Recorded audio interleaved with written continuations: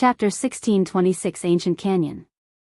Chapter 1626 Ancient Canyon. After putting away the true ember, Yuan quickly made his way toward the exit, unwilling to remain in the Phoenix's territory any longer.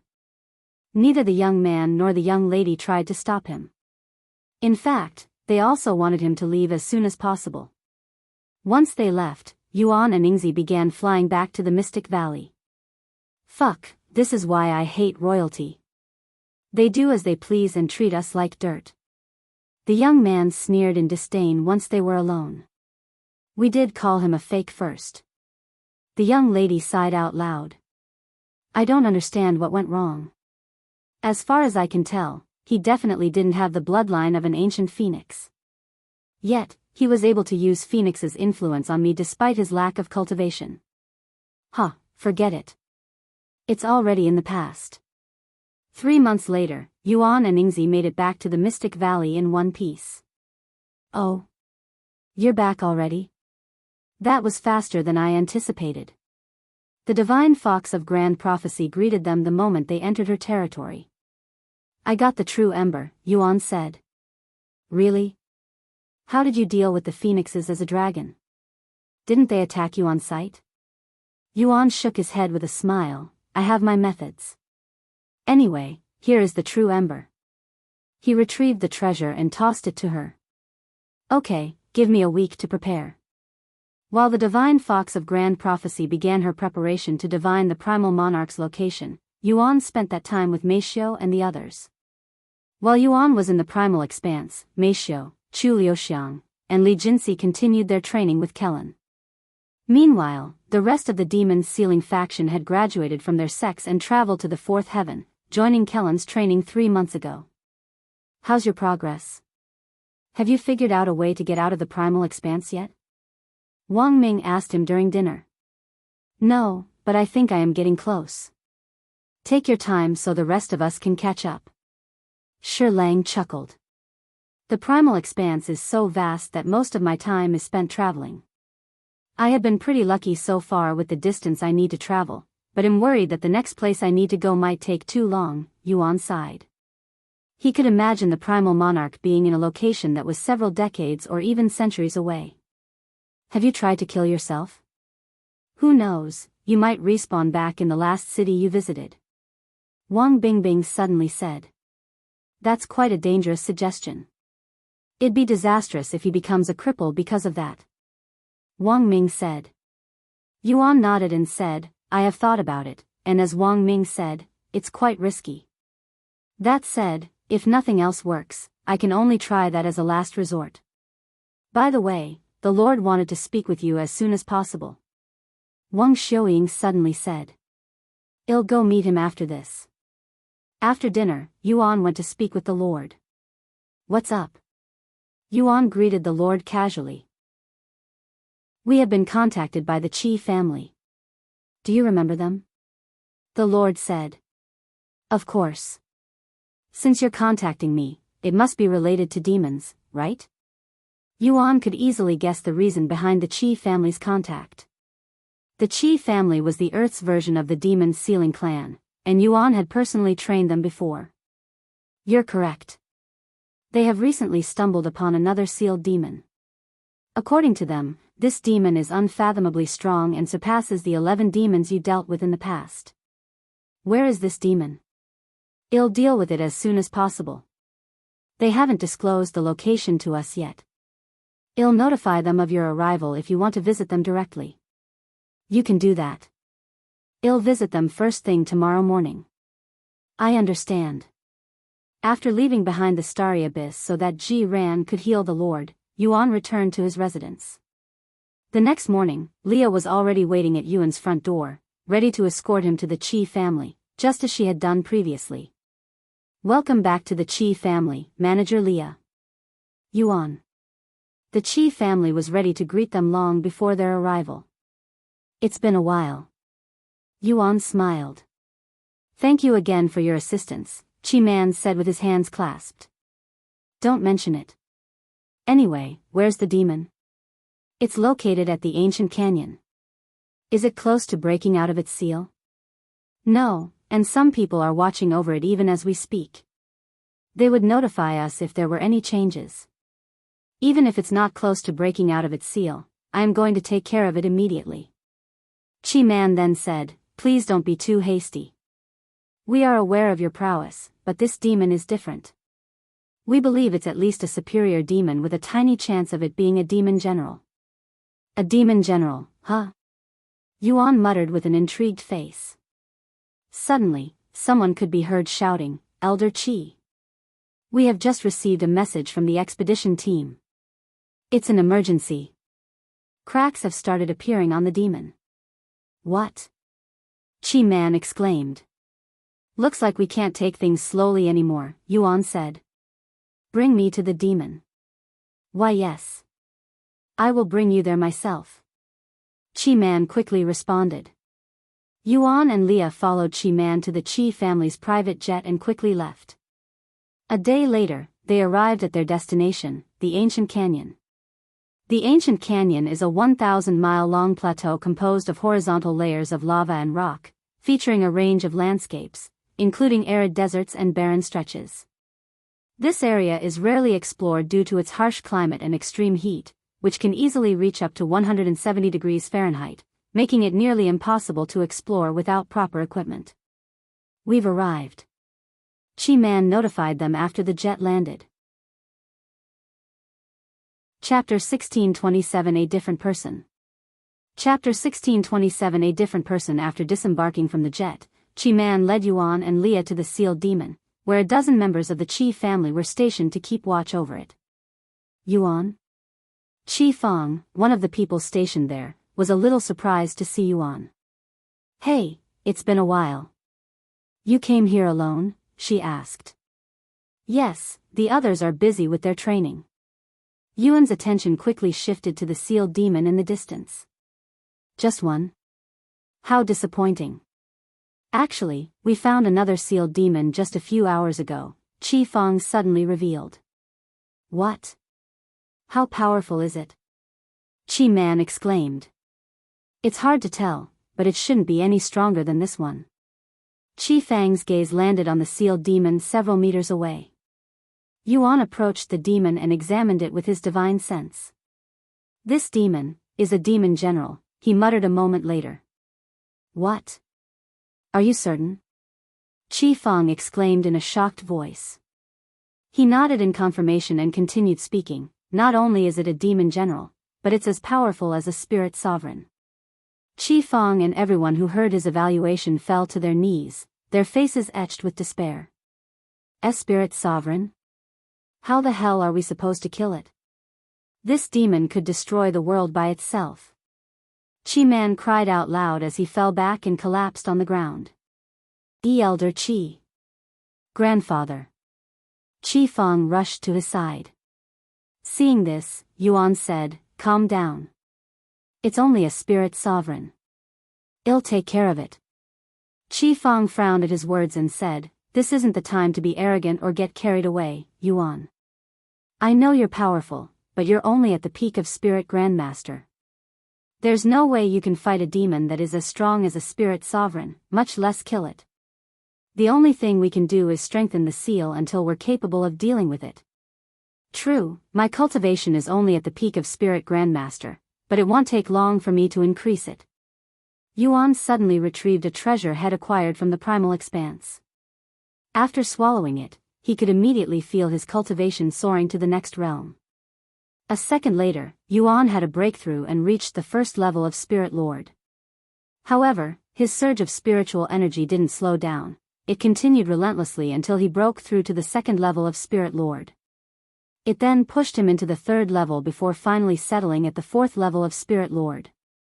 If it wasn't for the Celestial Emperor's curse, he could have easily entered the Spirit Sovereign realm with that treasure. Alright, let's get this over with. While everyone was still in a daze after witnessing Yuan break through with the ease of breathing, he swiftly unsealed the demon before any of them could even react. Ah! What have you done? Qi Feng cried out loud. Get away from here if you don't want to get caught up in our battle, Yuan said to them. Run. Qi Feng shouted, snapping the others out of their daze. Once they realized their situation, they immediately scrambled to safety, to Leah's side. Moments later, the demon was fully released from its seal and calmly began to survey its surroundings and assess the situation. Ha ha ha. I am finally free. It suddenly burst out laughing, its voice loud and powerful enough to create shockwaves. Yuan didn't interrupt the demon's celebration and patiently waited for it to notice him. Sometime later, the demon turned to look at Yuan and spoke. There's even a meal prepared for me? This must be demon god's work. The demon suddenly lunged at Yuan, its claw-like hands reaching for his neck. However, just as it was able to reach Yuan, it suddenly felt something grasping onto its neck, holding it back from advancing any further. The demon was stunned to realize that Yuan had seized its neck before it could grab his. When did you? Shoo. Yuan hushed the demon by tightening his grasp on its neck. If it weren't for the demon's regenerative abilities, it would have already died from having its neck crushed. You just escaped your seal, so I'm sure you haven't fully recovered your strength. Don't worry, it'll give you some time to recover so it isn't too boring. Yuan flicked his arm, flinging the demon away like a rag doll. Yuan. What the hell are you doing? Qi Fang yelled at him after seeing his actions. Calm down. It's just a mere demon general. I can deal with trash like this with my eyes closed. Yuan laughed out loud. The demon trembled in anger after being humiliated by Yuan in such a fashion. How dare a mere livestock mock me, a great demon general? Veins appeared all over the demon's face and body. Unforgivable. The demon's aura erupted with intense bloodlust. Feeling the demon's overwhelming bloodlust and the terrifying pressure that accompanied it, Qi Fang and the others trembled uncontrollably. They were so paralyzed with fear that even if given the chance, they wouldn't have been able to run away. What the hell are you doing? Even Leah couldn't help but question Yuan's decision to anger the demon, as it would only make things more difficult for him. Die, you damn livestock. The demon lunged at Yuan for the second time. Too slow. Yuan lunged forward as well, flying straight toward the demon. Using nothing but his raw strength, he began pummeling the demon. Each of Yuan's punches was powerful enough to blow a hole through the demon's body. Ha ha ha. What's the matter, you fucking trash? Is this all your anger amounts to? You're too weak. No wonder why you were sealed by the demon's sealing clan. Yuan relentlessly provoked the demon during its beatdown. Qi Fang and the others were left speechless by Yuan's sudden change in behavior, feeling as though he had become a completely different person. Ah! The demon let out a crazed roar, its entire being radiating with unfathomable anger as its body suddenly began to transform. Chapter 16:28 Second Sealed Demon. Chapter 16:28 Second Sealed Demon. Damn livestock. You will regret mocking me. The demon general suddenly grew in size until it was 3 times its original height, its muscles bulging as if they were on the brink of bursting, and 2 bat-like wings sprouted from its back. So you grew a little bigger and a lot uglier. I don't see how that will save you. Yuan commented on the demon's transformation. Sure enough, even after its transformation, the demon general couldn't touch a single hair on Yuan's body, much less defeat him. This bastard has grown so much since our last spar, and it's only been a year. Leah narrowed her eyes at Yuan. She had always been proud of her own talents and strength, but before Yuan, she felt as insignificant as an ant. Is this the prowess of the Immortal Monarch? I guess he didn't command the 9 divine supremes through sheer luck. Impossible. How is he overwhelming a demon general with the strength of a spirit sovereign at his cultivation? It doesn't make any sense. Qi Fang muttered with a dazed expression. He's not even using any demon sealing aura either. Are you telling me that he's overwhelming the demon with brute force? No wonder why he's so confident. Qi Man cried out loud. Even if he's confident and everything seems fine for now, why is he messing around? Demons aren't playthings, and things can go wrong in the blink of an eye. Qi Fang anxiously clenched her fist. Fuck. Fuck. Fuck. Where did a human like you come from? The demon general no longer wanted to fight Yuan and began preparing to run away. Even if the entire world knew my name, I guess it's not possible for everyone to recognize my face, huh? Yuan muttered in a low voice. While there was not a single demon who didn't know of the divine paragon, not all of them had the misfortune of encountering him, so it wasn't shocking that this demon general didn't recognize Yuan. I guess it's about time we finish this. Yuan suddenly surged with demon's sealing aura. The moment the demon general sensed this aura, its entire being trembled with fear. Although demons typically don't fear demon's sealing aura, even though it is their greatest weakness, Yuan's demon's sealing aura was on an entirely different level, one that made the demon feel completely powerless, as if surrounded by the abyss. No matter how many times I see it, his demon's sealing aura always humbles me. Chi Man muttered, completely in awe. The demon general didn't dare to confront Yuan's demon's sealing aura and instantly ran away. Where the hell do you think you're going? Yuan caught up with the demon in no time and shoved his hand into the demon's body before pulling out of its demon core. This technique. You can't be the divine. The demon general perished before it could even finish its sentence. Yuan quickly tossed the demon core into his pocket and turned to look at the Qi family.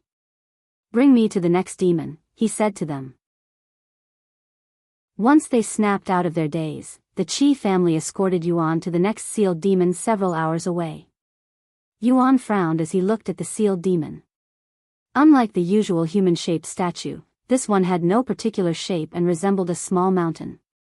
We mistook this as an ordinary boulder at first, but we examined it a little closer since it seemed out of place, and sure enough, we could sense a sealed demon inside. Qi Fang explained. Yuan. Qi Fang raised an eyebrow upon noticing a surprised expression on Yuan's face. This isn't an ordinary demon. He spoke slowly. This is a special demon called an abomination. They're essentially mutants even within the demon clan. Abomination? We have never heard of them before. How strong are they? Chi Man asked. They're not only much harder to kill but also stronger than the average demon, and judging by its energy, it's as strong as a divine warrior. What? Divine warrior? That an entirely different realm. Qi Fang exclaimed in a shocked tone. There's no way we can defeat something like that even if we're given 1,000 years. Chi Man said.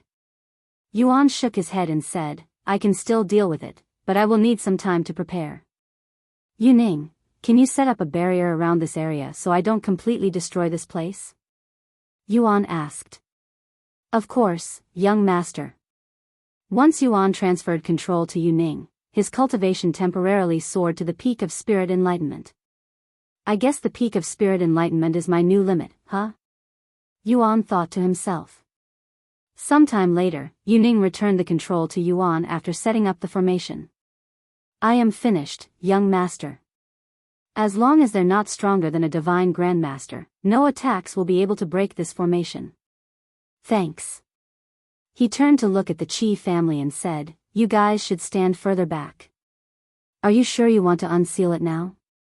Why don't you come back a few years later, when your cultivation is much higher? The seal is strong enough to keep that demon sealed for another decade, so you have plenty of time. Qi Man suggested. Yuan looked at him and said, you should know by now that one's cultivation isn't the most important factor when dealing with demons. It's our demon's sealing aura that matters, and it doesn't require spiritual energy to be strengthened. He stopped paying attention to the Qi family and focused on the sealed abomination. Once he was prepared, Yuan broke the seal and waited for the abomination to emerge. The earth trembled as the abomination began breaking free from its seal. Cracks rapidly spread across the boulder before it suddenly exploded a few seconds later, revealing the creature's ugly and menacing form. That is an abomination? Qi Fang and the others wore expressions of fear and disgust upon seeing its grotesque appearance. Even though Yuan had warned them about its hideous appearance, none of them could have anticipated just how horrifying it would be. Chapter 1629 The Divine Fox of Grand Prophecies Divination. Chapter 1629 The Divine Fox of Grand Prophecies Divination. The second the abomination broke out of its seal, Yuan activated Swords of Eternal Torment. Once the abomination's massive body was covered in swords, immobilizing it, Yuan instantly transformed. His hair and eyes turned a majestic gold, and his aura erupted like a volcano, radiating immense power. That's... Leah's eyes widened with shock after seeing Yuan's dragon transformation for the first time. Not only does he know dragon's gaze, but he can even transform. She stared at Yuan's handsome face with a dazed expression. Meanwhile, after his transformation, Yuan retrieved number 1 under heaven and prepared to launch heaven's splitting sword strike. He had to control its power so that it didn't exceed the strength of a divine grandmaster and accidentally destroy the world, but he also had to ensure it was powerful enough to completely obliterate the abomination in one strike. After taking a moment to adjust and gather spiritual energy, Yuan swung his sword, launching a beam of sword light that enveloped the abomination's figure. Fortunately for them, the abomination wasn't as massive as the one Yuan had faced during the elite demon sealer examination. The moment Yuan's heaven-splitting sword strike hit the formation, it triggered a massive earthquake powerful enough to be felt across the entire world. Cracks spread across the formation, yet it somehow managed to hold together, clinging to a sliver of strength. When the dust settled and the Qi family could finally see the situation, they were bewildered to find that Yuan was standing alone and the abomination had vanished entirely. Heavens! He killed a demon with the strength of a divine warrior while only being a spirit lord. Qi Man cried out loud, his entire being trembling in awe. How on earth is he doing that? Ignoring his demon's sealing aura, his strength doesn't match his cultivation. Is he hiding his true cultivation? It doesn't make any sense. Qi Fang shook her head. Once the abomination was defeated, it left behind its demon core. Yuan's eyes widened with surprise when he saw how different it was from an ordinary demon core. It wasn't just the size of a watermelon but also pitch black in color. This is a demon core. Yuan mumbled as he picked up the core. He was also a bit disappointed, realizing it would be impossible for him to consume a demon core of this size, as it wouldn't even fit in his mouth. The Qi family approached him once they determined it was safe to do so. What the heck is that? Qi Fang asked as she pointed at the demon core. The abomination's demon core. This is also my first time seeing something like this, he said. Qi Man shivered at its sight and said, it feels very ominous. What are you going to do with it? I don't know if we can even do anything with it. Qi Man then said, in that case, would you mind allowing our family to research it? Of course, we're not asking you to give it to us. It'll still be your property. Yuan nodded, sure. Let me know if you learn anything. He handed the demon core to Qi Man, so heavy. Qi Man nearly dropped the demon core once it was in his grasp. The demon core was deceptively heavy and weighed several tons. Oh, sorry. It was almost weightless for me, so I forgot to tell you. Yuan said with an apologetic smile. It's okay. Qi Man quickly moved the demon core back to their private jet. Sometime later, they returned to the Qi family to celebrate the demon's extermination with a big feast. Yuan, can I bother you to check on our disciples' progress before you leave?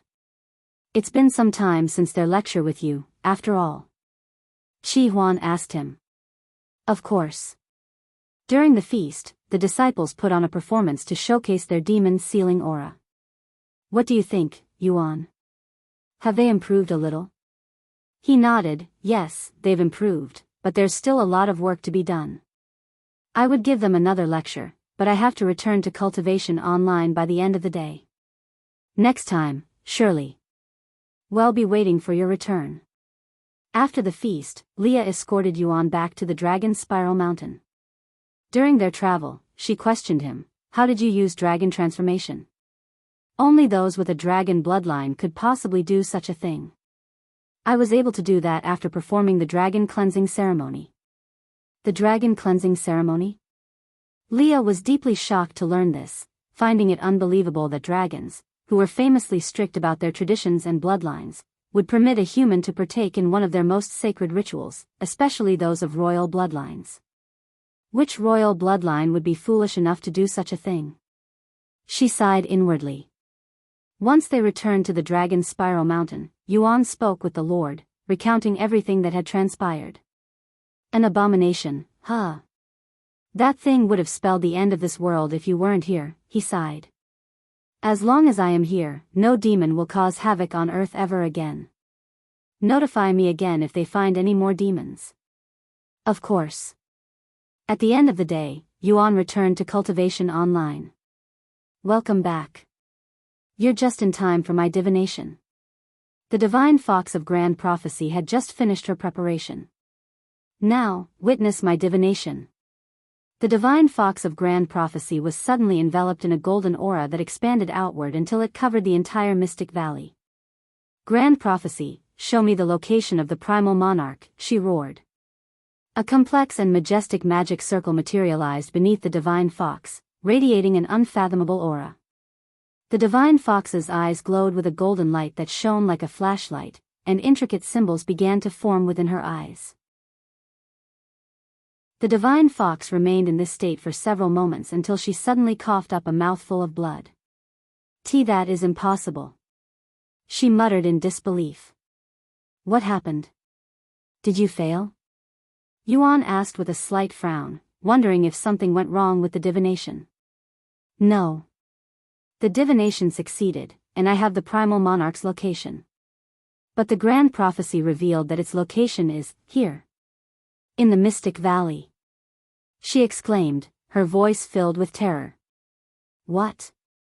Yuan's eyes widened with shock upon hearing this.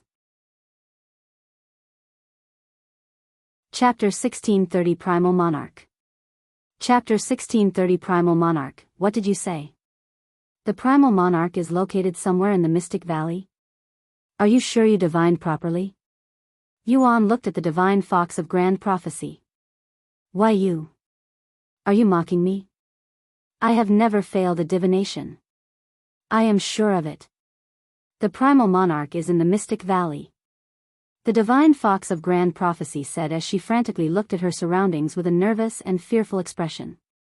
The Primal Monarch was an entity that stood at the very pinnacle of the primal expanse. If there were primals and predators within the primal expanse, the Primal Monarch would be the apex predator, existing in a league of its own. Knowing that the Primal Monarch was in her territory, the Divine Fox of Grand Prophecy didn't dare to make any significant movements, remaining as still as a statue.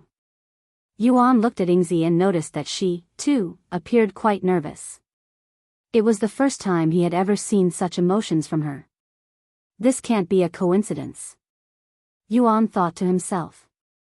He recalled something the Divine Fox of Grand Prophecy said. He will only appear before you if he chooses to do so, huh, he mumbled.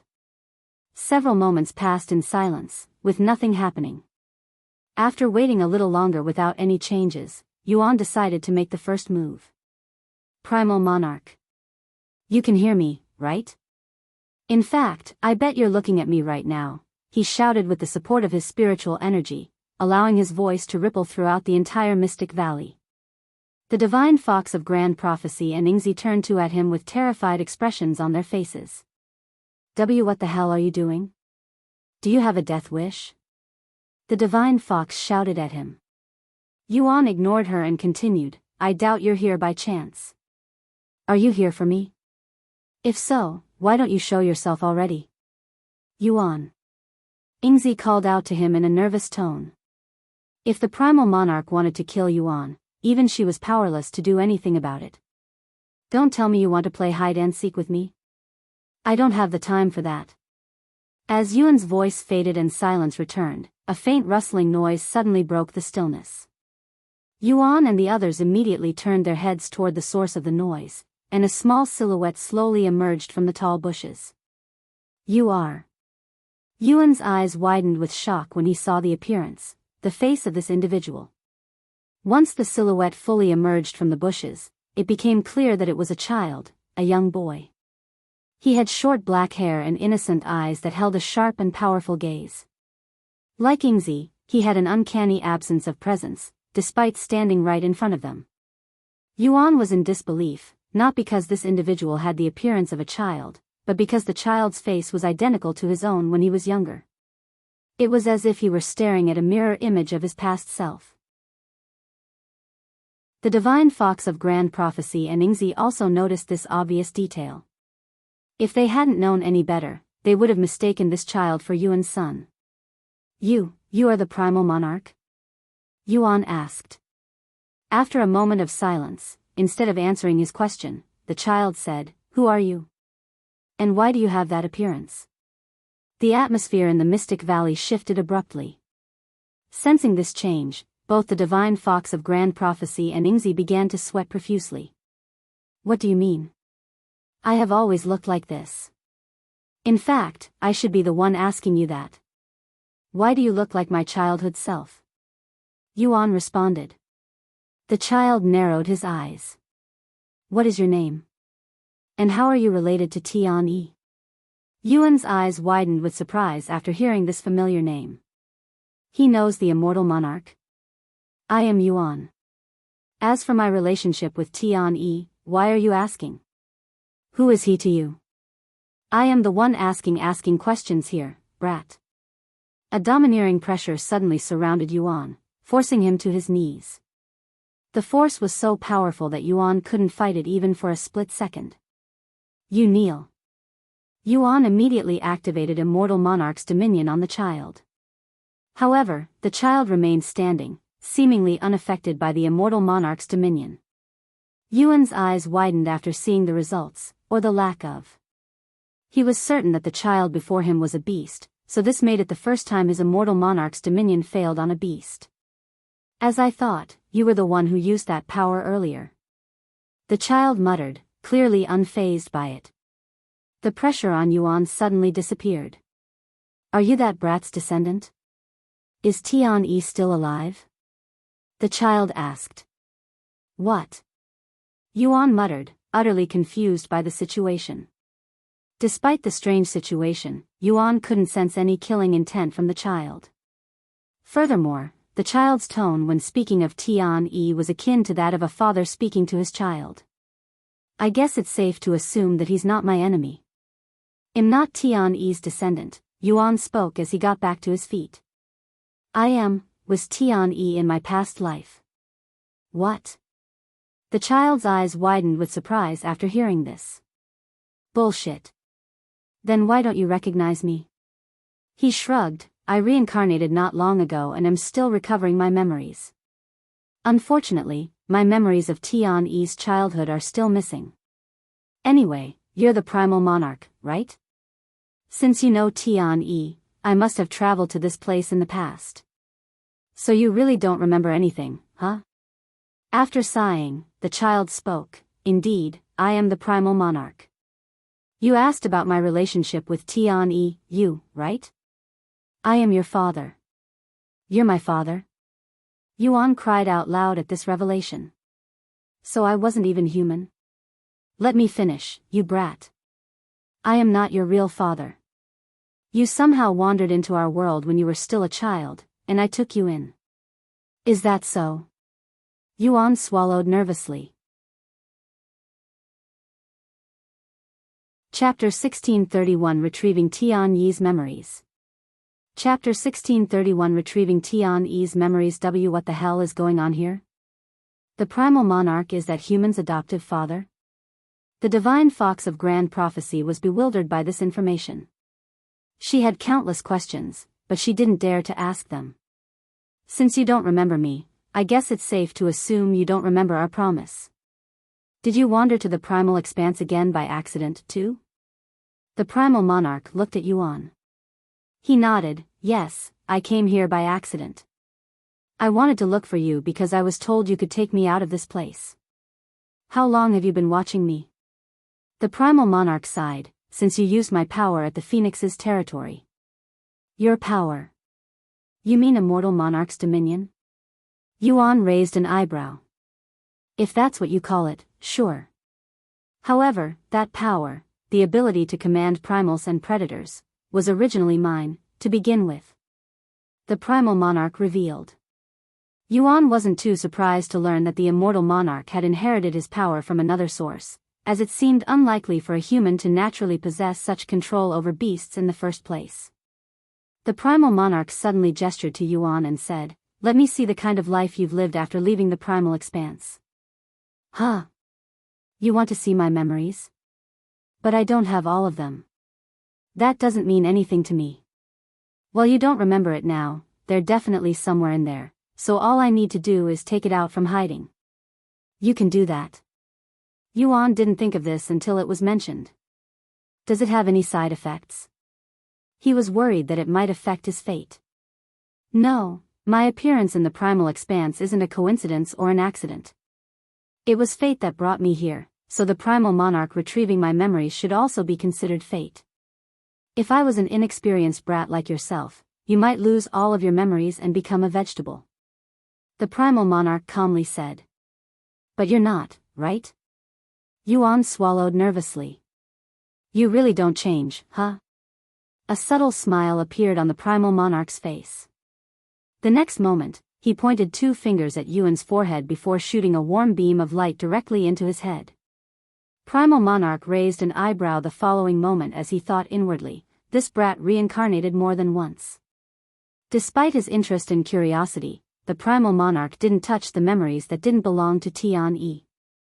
After retrieving Tian's memories, the primal monarch observed his entire life after leaving the primal expanse. Sometime later, the primal monarch lowered his hand and said, I understand the situation. Although I was able to retrieve most of Tian's memories, I was unable to retrieve the final moments of his life due to some interference. How do you feel? I remember now. Yuan muttered in a somewhat dazed voice. After the primal monarch pulled out Tian's memories, he remembered everything from his childhood. Tian was born into a wealthy and influential family. However, he lacked the talents necessary to survive there. In fact, he didn't have any cultivation talents, which was a complete surprise to Yuan since the Immortal Monarch was the 4th reincarnation, so he should have been a genius like his previous incarnations. Due to his lack of talent, Tian was abandoned by his parents and exiled from the family at the age of 6, leaving him to wander the streets as a foundling.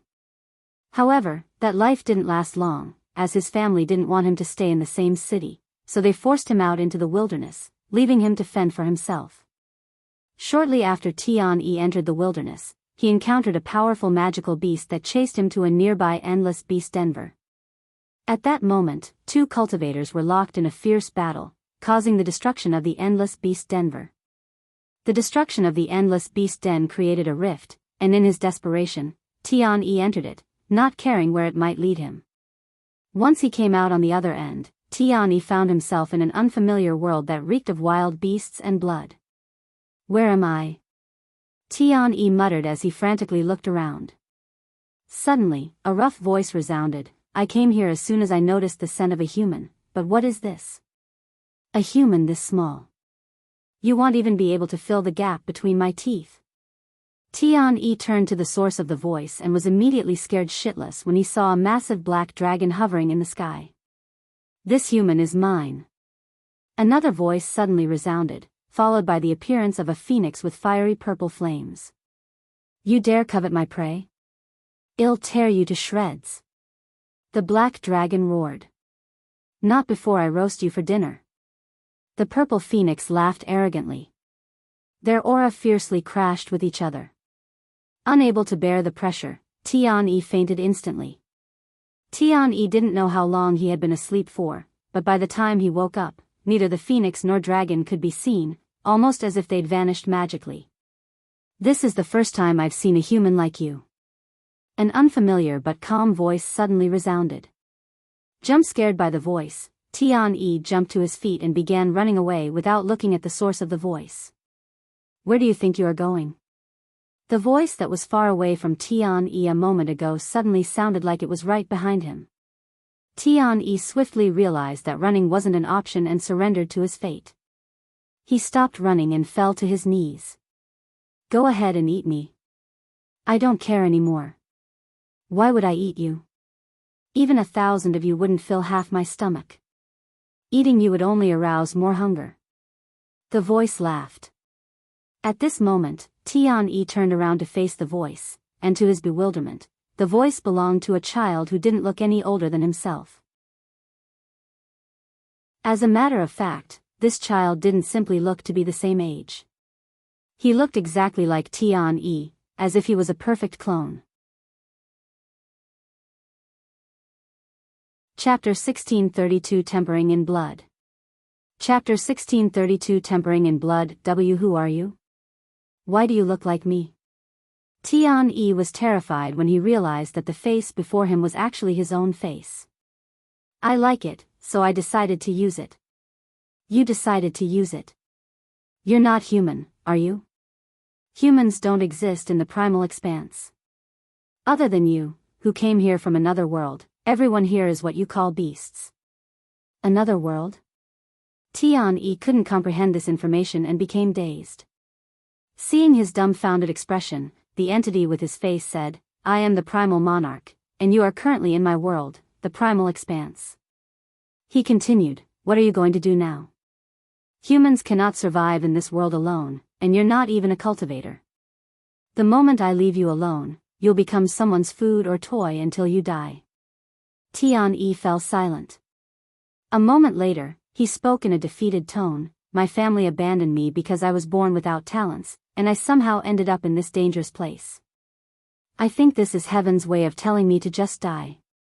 I am just a powerless mortal. Who am I to go against heaven's will? No matter what happens to me, I will accept it. The Primal Monarch smiled and said, you're an interesting human. Despite your young age, you're surprisingly clear-headed and intelligent. This heaven you speak of doesn't exist here.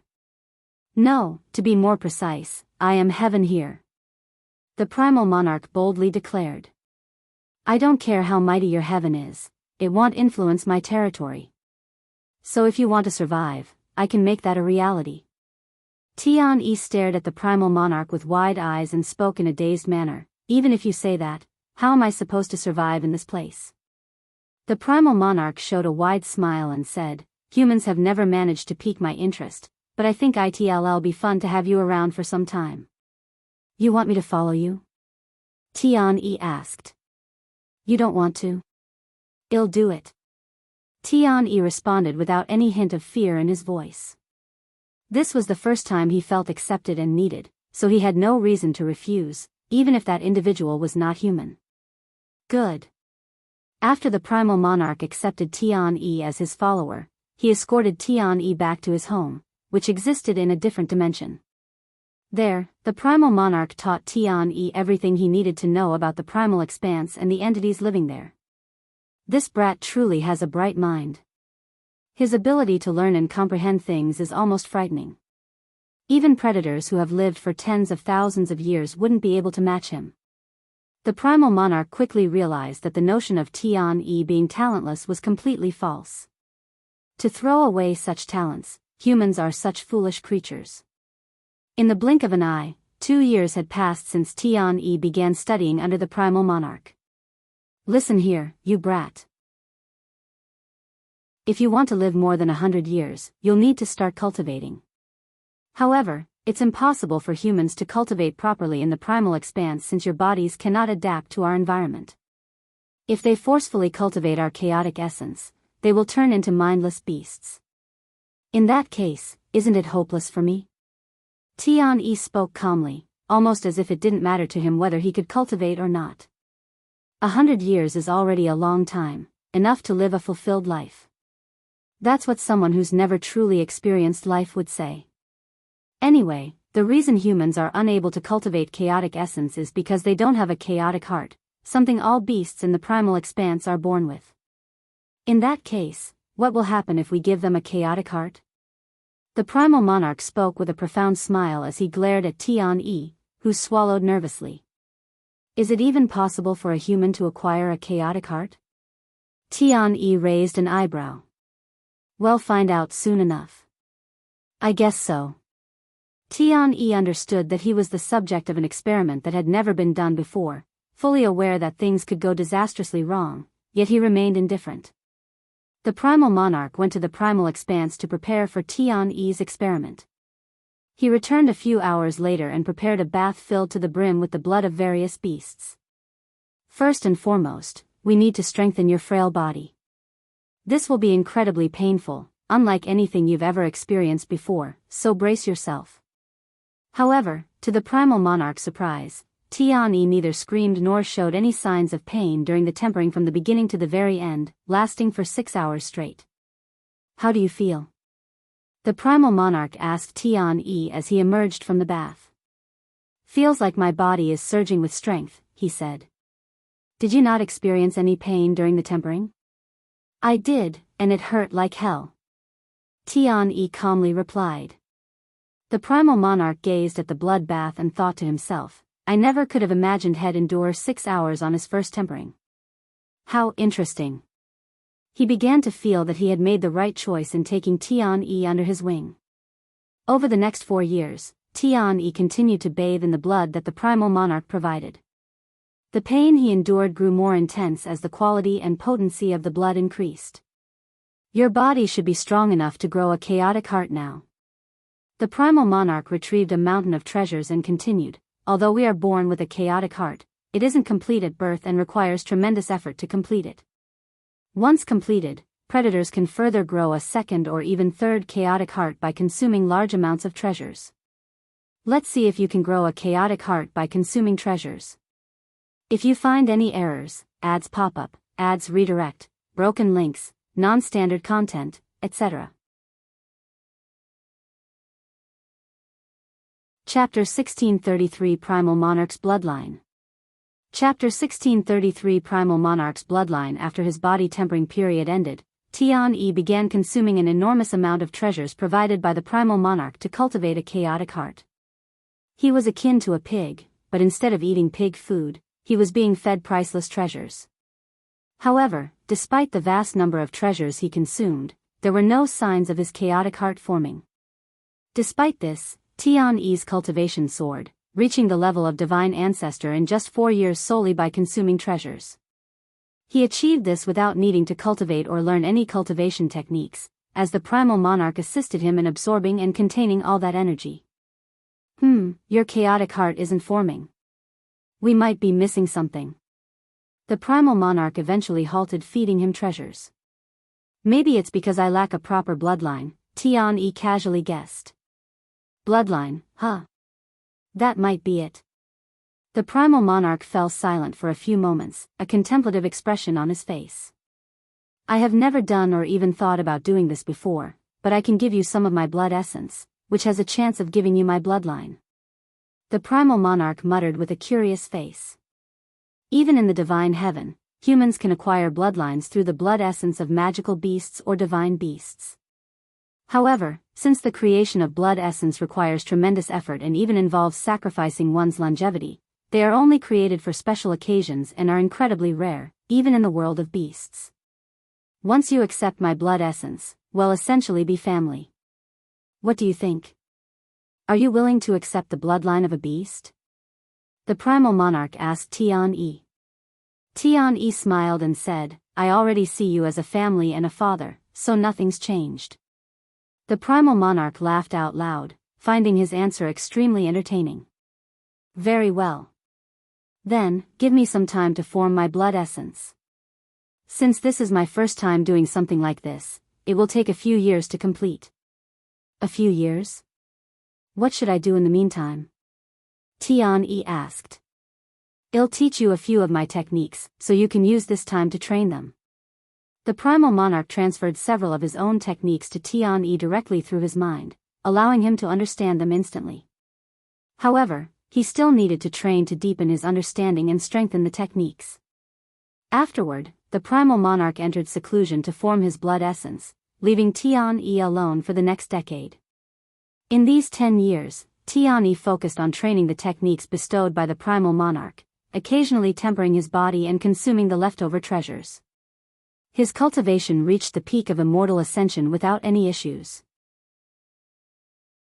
When the Primal Monarch returned with his blood essence, he didn't immediately feed it to Tian, as he feared that Tian was too weak to absorb his blood essence.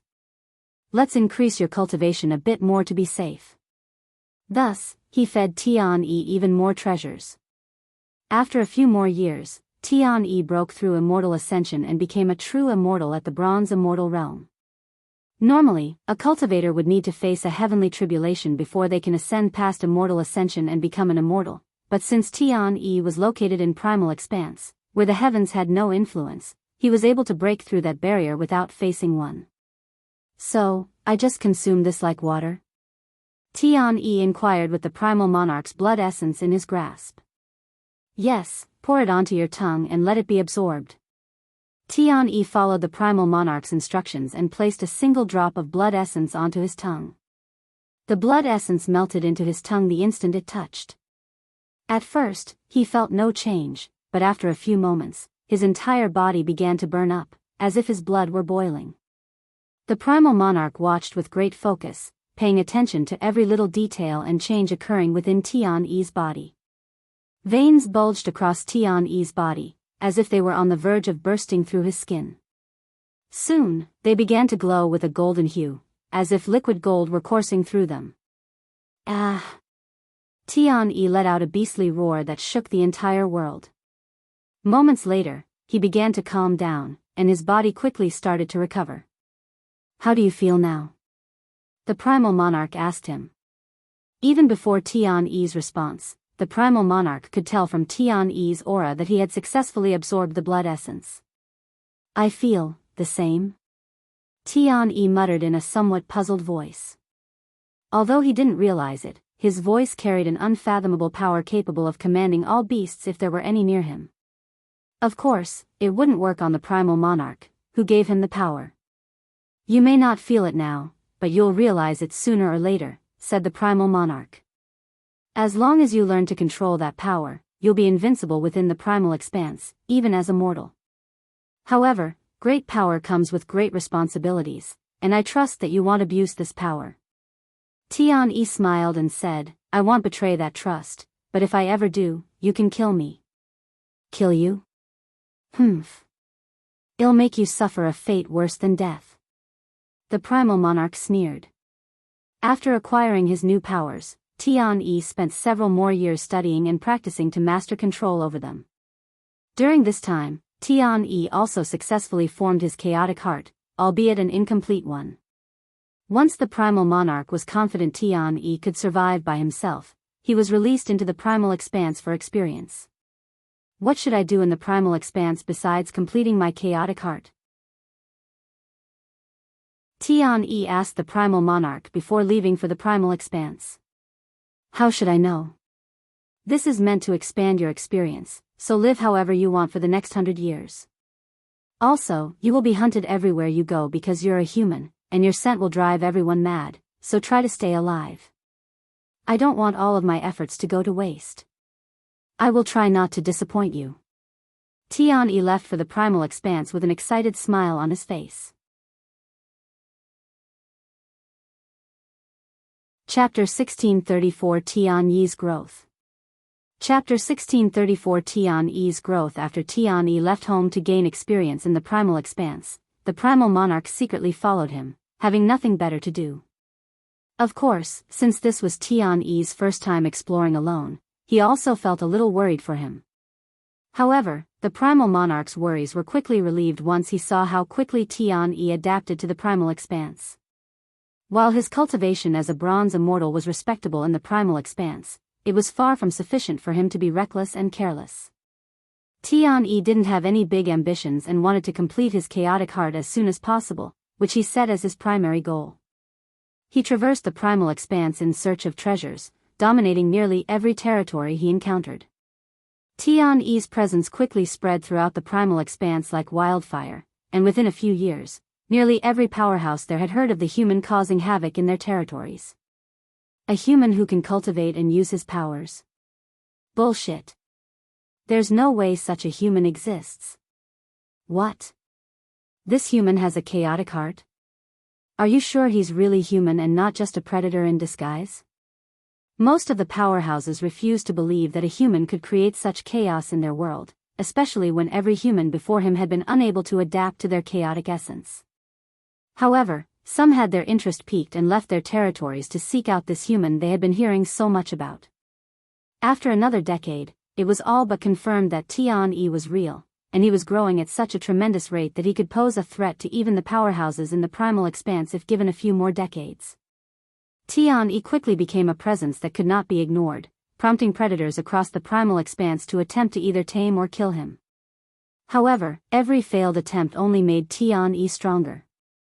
Eventually, Tian became so powerful that it took several powerhouses just to face him on equal footing. Fuck. Where's the Primal Monarch?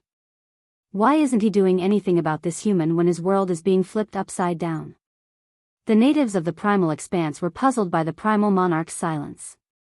Normally, whenever a situation threatened the balance of the world or someone caused excessive chaos, the Primal Monarch would intervene. Yet, he was nowhere to be seen. This made some wonder if something had happened to the Primal Monarch. However, after 100 years had passed since Tian first appeared in the primal expanse, he vanished as suddenly as he had arrived. Unbeknownst to the natives, Tian had returned to the Primal Monarch's home. "How was your experience in the outside world?" the Primal Monarch asked upon Tian's return, pretending as if he hadn't been watching him the entire time. "It was a little scary at first with the amount of beasts trying to kill me, but once I got used to it, it was pretty fun." Tian laughed out loud. "Is that so? Let's see how many chaotic hearts you've managed to form in the last 100 years. After a quick examination, the Primal Monarch was surprised to sense 4 chaotic hearts within Tian's body. 4 chaotic hearts in 100 years, huh? Not bad, considering that even the strongest predators in the primal expanse only have 6 after millions of years. Not only did Tian acquire 4 chaotic hearts, but his cultivation even reached Golden Immortal in 100 years. What should I do now? I have done pretty much everything there is to do in this world. Not that there is much to do in the first place.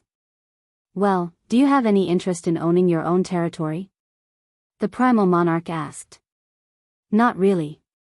I just don't see the appeal of owning a territory. Unfortunately, there isn't much for you to do in this world. In the first place, the primal expanse wasn't created for humans. As for the rest of us, we live to increase our strength and expand our territories. We thrive off growth and preying on the weak. If there's nothing to do, I can simply create my own entertainment. For example, I can bring human entertainment into this world. Tian suggested. However, the Primal Monarch shook his head and said, that won't work. What you humans find entertaining is meaningless to us. Just as owning territories holds no appeal for you, we find human culture dull and uninteresting. Tian sighed. This is why I didn't mind remaining as a mortal and living only 100 years. The Primal Monarch fell silent for several moments before asking, have you ever thought about returning to your home, the human world? Tian looked at the sky and responded in an oddly calm tone, I have. Many times, in fact. However, even if I were to go back, I wouldn't know what to do. Furthermore. He looked at the Primal Monarch directly in the eyes and continued, although I was born in the human world, I grew up in this world, and my family is also here, so this world is my home. The Primal Monarch laughed out loud and said, that's heartwarming and all, but you don't belong here. Now that you're all grown up and have the power to survive without my help, I think you should go back to the human world. You seem eager to send me away. Why? Tian noticed this and inquired with a deep frown, feeling like he was being abandoned by his family for a second time. The Primal Monarch shook his head and said, this world is more complex than it appears. Also, there's nothing left for me to teach you, and unless you want to die of boredom in this world or spend the rest of your life fighting the natives of this world, it only makes sense for you to return to your original world. In the first place, I never expected you to remain in this world by my side forever. I took you in and helped you grow so that you could one day return to your world and become living proof that this heaven isn't omnipotent and its will could be defied. Tian was speechless, unsure of how to respond. Chapter 1635 Primal Monarch's Blood Essence. Chapter 1635 Primal Monarch's Blood Essence. Do I really have to leave and return to the human world? Tian stared at the Primal Monarch with a dispirited expression. The Primal Monarch smiled and said, the primal expanse isn't your final stop. You are fated to achieve great things in the human world. It'll give you a few years to prepare, but you must leave within 10 years. Tian sighed, fine. If you so desperately want me to leave, I won't argue any further. However, how do I even return to the human world? According to what I've heard, it's impossible to leave the primal expanse. There is only one way to leave the primal expanse, and that is through me. The Primal Monarch said. Whenever you're prepared to leave, just let me know. Tian nodded. In the years that followed, Tian sought to learn all he could from the Primal Monarch, yet he soon realized there was nothing more the Primal Monarch could teach him. Despite this, Tian chose not to waste their remaining time together. In the blink of an eye, 9 years passed. I am ready to leave. On a certain day, Tian approached the Primal Monarch to declare his departure. The Primal Monarch nodded and said, "Before you leave, promise me one thing." "What?" "That you will never submit to anyone, especially to heavens will, ever again and become a being worthy of the monarch's bloodline. Also, don't come back to the primal expanse unless you have fully awakened my bloodline." "You never told me how to awaken it even though I have asked many times," Tian frowned. "Because you didn't need such knowledge back then." The Primal Monarch shook his head, and he continued speaking. "Anyway, to fully awaken the monarch's bloodline, you will need to absorb the blood essence of 9 different beasts with a supreme grade bloodline." Supreme grade blood essence? And 9 of them? That'll take an eternity. Tian exclaimed. There are barely a dozen predators in the entire primal expanse who possess a supreme grade bloodline, and asking even one of them for their blood essence was nearly impossible, let alone 9. Moreover, he had to accomplish this task in the human world, where the likelihood of finding even 9 entities with a supreme grade bloodline was slim, if not non-existent. "You're asking for too much. You might as well tell me never to return." Tian sighed out loud. "Are you going to give up without even trying? I didn't know I'd raised such a useless quitter." The Primal Monarch sneered in disdain. Tian clenched his fists and gnashed his jaw. "Just wait, you old booger. Not only will I awaken my bloodline, but I'll even take your position as the Primal Monarch and force you into retirement the next time I come back, so prepare yourself." "Ha ha ha. You'll take my position? It's a promise." "I cannot wait, you snotty little brat."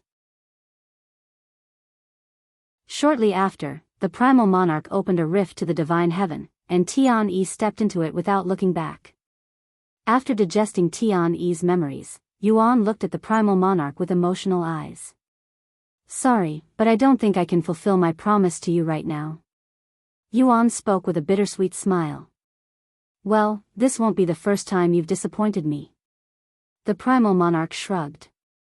He continued, "Not only did you fail to awaken your bloodline, but you've managed to weaken it to its weakest state."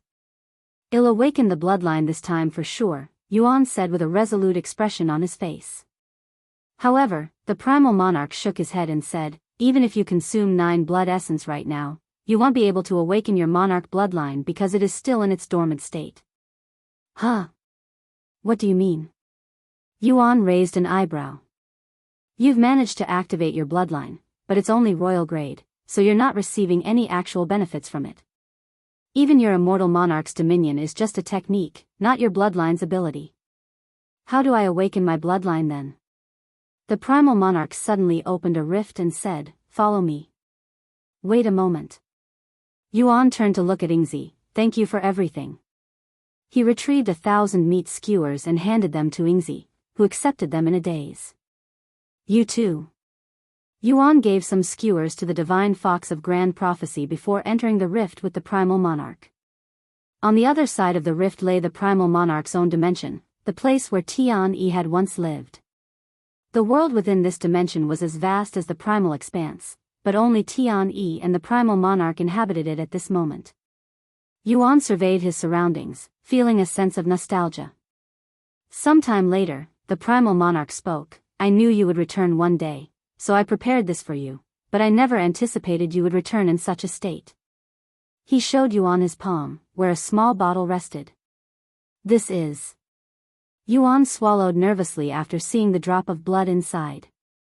"You made a second blood essence?" Most beings don't even dare to create blood essence, fearing the harm it could cause them. Those brave enough to attempt it would only produce a single drop in their lifetime, as that was their limit. Yet, the Primal Monarch had created 2 drops. If you consume this blood essence, your Monarch's bloodline will awaken its true prowess.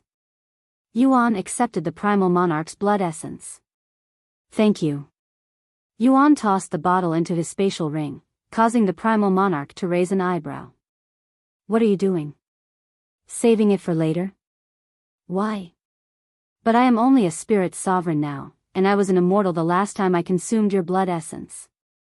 That's true, but you also didn't have the Monarch's bloodline back then. You already have the Monarch's bloodline this time, so the requirements won't be as harsh. Is that so? Then I'll consume it now. Yuan retrieved the blood essence. Chapter 1636 Awakening Immortal Monarch's Bloodline. Chapter 1636 Awakening Immortal Monarch's Bloodline. Yuan stared at the blood essence in his grasp with a nervous gaze. Despite the Primal Monarch's assurance that it was safe to consume at his cultivation level, he couldn't help but feel uneasy. After all, the blood essence belonged to an entity likely far stronger than even the dragon ancestor, whose blood essence he also possessed and has yet to consume due to his lack of cultivation. Are you really scared of a single drop of blood? When did you become such a coward? The Primal Monarch casually mocked. A single drop of blood? Is that how little you view your own blood essence? Yuan shook his head as he opened the bottle. After taking a deep breath, Yuan tilted his head backward and poured the blood essence onto his tongue. The blood essence immediately melted into his tongue. Yuan immediately sat down and began cultivating in silence. He could feel his body burning, almost as if his blood was boiling, but it wasn't as intense as his first experience as Tian. A few days later, Yuan's bloodline had ascended by 2 grades. Unlike treasures and techniques, bloodlines had only 4 known grades, with the vast majority being royal grade. After royal grade came imperial grade. In the human world, those with imperial grade bloodlines were regarded as nobles, hailing from the most elite bloodlines. In the beast world, they were considered royalty. Above imperial grade was divine grade. Those with a divine grade bloodline were destined to rise above all others, standing as emperors among their kind. If one searched the entire 9 heavens, there would be less than 100 entities with a divine grade bloodline. The highest known grade of bloodline was the supreme grade bloodline. Only the most powerful entities, such as dragon goddess Yejun, the primordial phoenix, and the dragon ancestor, possessed such bloodlines. They are so rare that one could count all of them with 2 hands. Only divine grade? I was expecting it to reach supreme grade. Yuan mused afterward. The monarch's bloodline is, without doubt, supreme grade at the very least. However, you've only partially awakened your bloodline. If you want your bloodline to reach supreme grade, you'll need to consume supreme grade blood essences to truly awaken your bloodline's full potential. The Primal Monarch said to him. I need to consume 9 different supreme grade blood essence, correct? Can I assume that your blood essence doesn't count? The Primal Monarch nodded. My blood essence won't count, so you still need 9 more. The dragon ancestor should have a supreme grade bloodline, so that's 1 down. If I count the primordial phoenix's blood essence in Feng's possession, that's 2. What are your plans now? The Primal Monarch suddenly asked him. Will you be returning to the human world now? No, there's still something I must do here, unless you can help me. Yuan retrieved Feng Yuxiang's egg and showed it to him. Can you do something about this? What do you want me to do, exactly? If you want me to awaken the phoenix inside forcefully, I can do that, but it'll injure the phoenix. Can you speed up her recovery? The Primal Monarch glared at the egg and said, as far as I can tell, the phoenix inside is already fully recovered. Really? Then why isn't she coming out? I was told that she would come out once she fully recovers. I'm afraid I don't have an answer to your question. If you want to know, you should visit the phoenix's territory. Yuan nodded. That was my plan from the start, but it's a little far, and I can't spend too much time in this place. Do you think you can send me there? The Eternal Phoenix Domain, right? Yes, that's right. I can send you there. What about your friend? My friend? Yuan raised an eyebrow. That shadow dweller you've been traveling with. She's still at the Mystic Valley. I thought she'd left by now. Yuan muttered in a low voice. After taking some time to ponder, Yuan said, let me talk to her for a bit. The Primal Monarch flicked his arm, casually creating a rift that led him directly back to the spot where he had left from. When Yuan returned to the Mystic Valley, he noticed that Yingzi hadn't moved an inch from her spot. As for the divine fox of grand prophecy, she had disappeared somewhere, presumably to recover after exhausting herself to divine the Primal Monarch's location. Don't tell me that you've been waiting for me. Yuan looked at Yingzi with a raised eyebrow. She nodded and said, well, I still don't understand what it means to be a human. What if I never returned? He asked. If you hadn't returned by the time I finished all of the meat skewers, I would have left, she calmly said. Yuan glanced at the number of meat skewers Yingzi had left. He had been gone for 5 days, yet she had only eaten a little over 100 skewers. It was clear to him that she had purposely slowed down, waiting for his return. Well, I am going to visit the Eternal Phoenix domain now. Want to come along? I won't be able to protect you, though, she said. That's fine. I can protect myself now. Are you going to be visiting the Phoenix's territory in that guise? They'll attack you before you can even get close. The Primal Monarch suddenly said to him. You're right, and pretending to be a phoenix is too risky.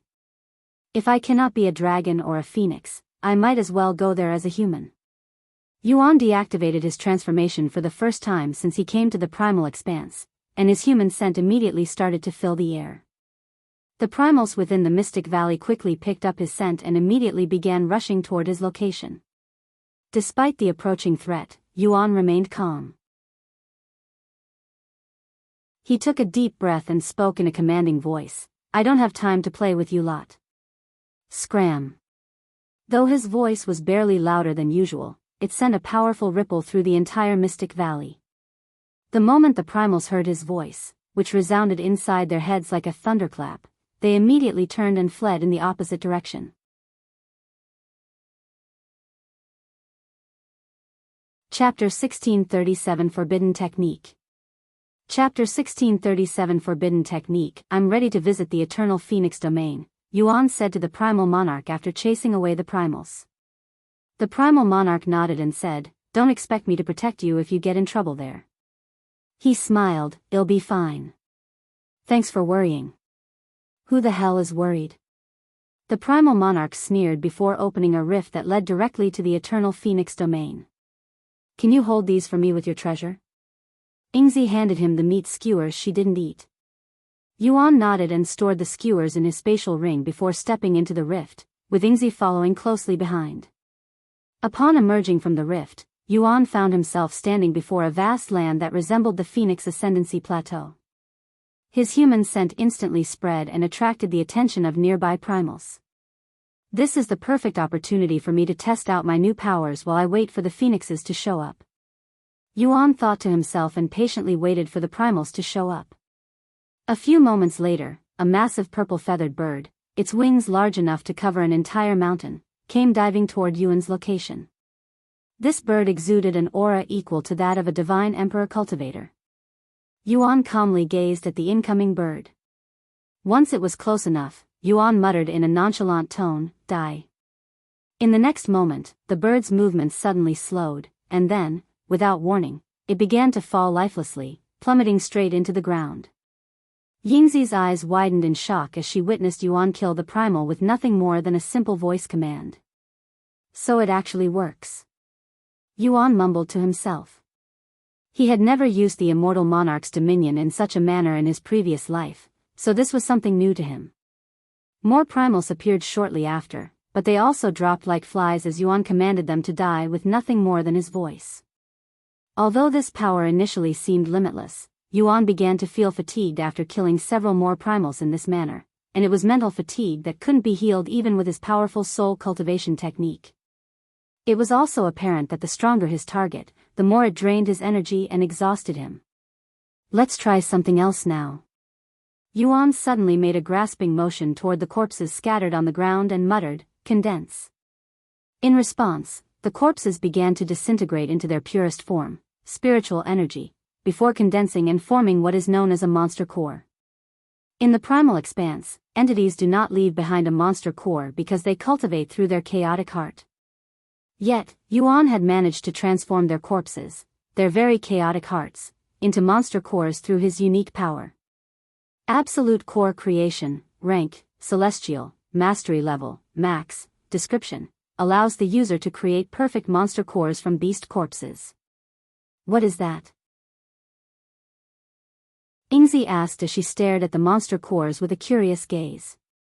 This was her first time seeing a monster core. The primals and predators in the human world don't have chaotic hearts. Instead, they have a monster core, which you're looking at right now. Yuan explained.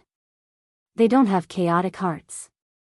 Ingzi muttered in disbelief, unable to fathom such a possibility, as it was impossible for them to survive without a chaotic heart. Do you want it? Here you go. Yuan tossed the monster cores to her. Once the monster cores were in her grasp, Ingzi inspected them with great interest.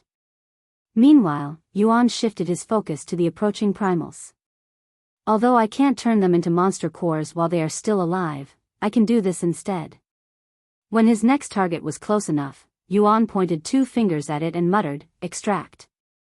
The targeted primal suddenly sensed an overwhelming dread as it felt its longevity rapidly depleting, its life force draining away uncontrollably. However, its longevity wasn't disappearing into thin air. Instead, it was being used to form a blood essence. Sure enough, just moments later, Yuan successfully extracted the primal's blood essence. Forbidden blood extraction, rank, celestial, mastery level, max, description, forcefully extracts blood essence from your target. This forbidden technique is greatly frowned upon by the heavens. Using this technique may invoke heaven's tribulation. Yuan swallowed nervously at the description. A technique that could invoke heaven's tribulation just by using it? Luckily, I am still in the primal expanse, where heaven has no influence. Yuan thought to himself. When she realized what Yuan had just done, Ingzi wasn't merely shocked, she was absolutely terrified. The ability to forcefully extract another's blood essence was a terrifying technique, one that could plunge the entire primal expanse into chaos and turmoil. Seeing Yingzi's fearful expression, Yuan smiled apologetically and said, "I'm sorry if that scared you. I was just testing it out. I won't do that again." Ingzi silently acknowledged his words, but the fear in her heart couldn't be dispelled so quickly. Meanwhile, several powerhouses had also witnessed Yuan's terrifying powers from afar and were left in shock. That human just used the primal monarch's powers. Who is that human? Where did he come from? Did he come to our territory to cause trouble, or is he here for something else? Despite their status as powerhouses, these individuals didn't dare to show themselves before Yuan, fearing that he might forcefully extract their blood essences. Let's just stand by and observe him a little longer before deciding what to do with him. Yeah, let's do that. Meanwhile, Yuan continued killing the primals who approached him because of his scent. However, he refrained from using the monarch's power unless necessary. What's taking them so long to show up? They should have been aware of my presence the moment I showed up in their territory. Yuan wondered inwardly, unaware that they were purposefully avoiding him. Sometime later, a human-shaped figure approached Yuan, but this person was not one of the powerhouses.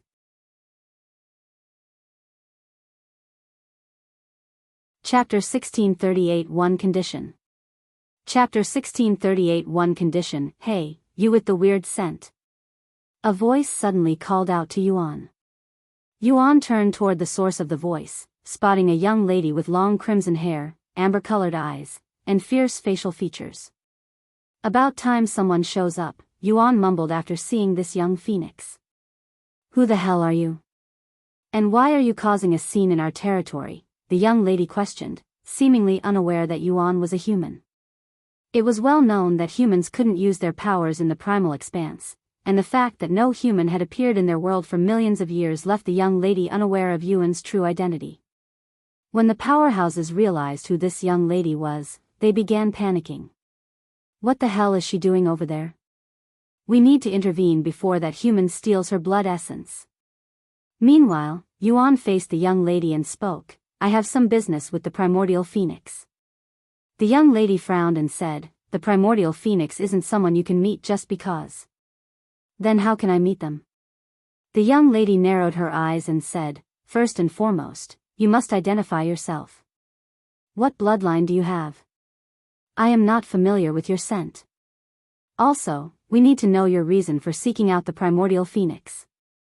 Yuan, a human, and I need the Primordial Phoenix's help with something. Huh? A human? The young lattice eyes widened with surprise after hearing such an unexpected answer. To be messing with me, you obviously don't care about meeting the Primordial Phoenix, she sneered in disdain. Why would I be messing with you? Can't you tell by my scent? There's a reason the primals have been swarming me. The young lady was speechless.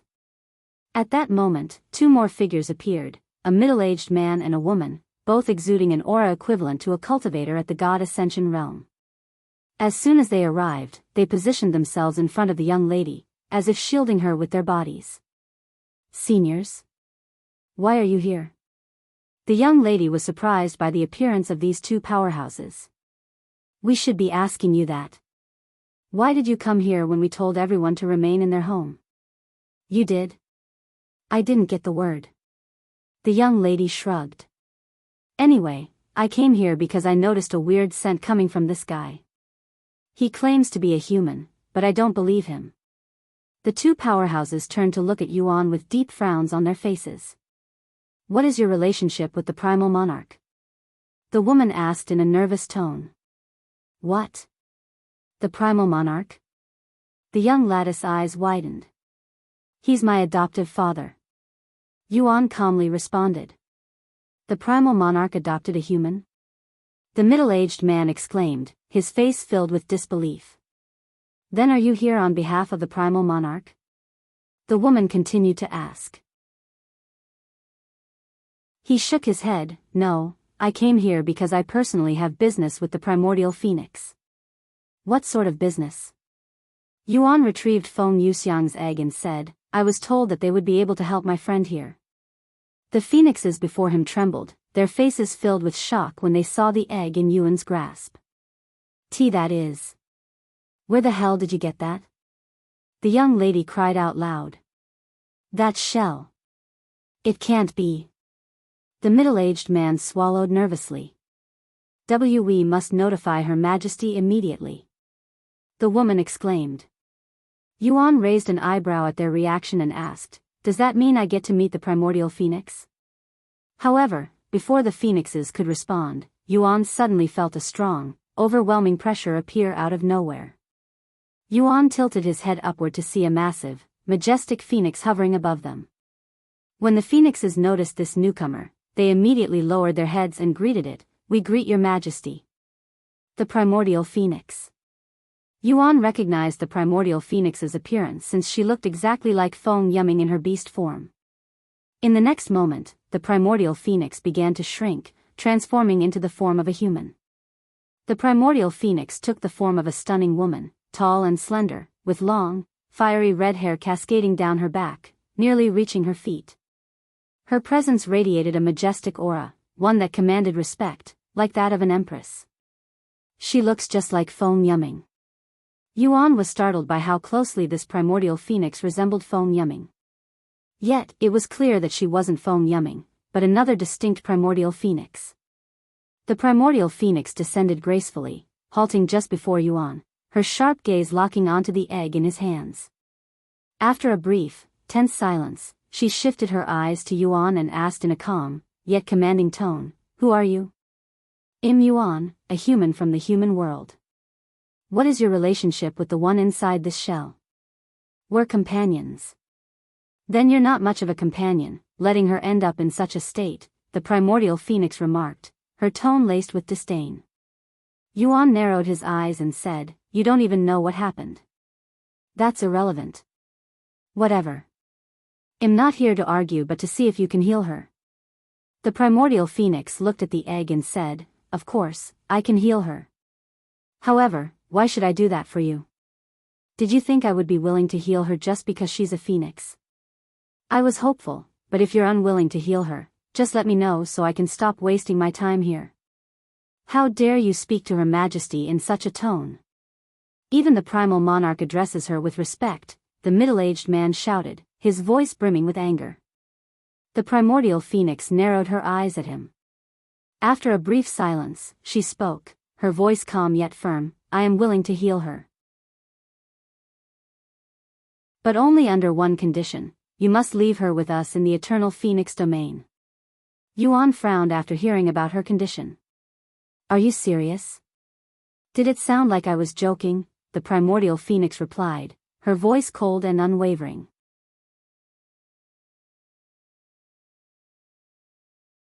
Chapter 1639 Primordial Phoenix's Outburst.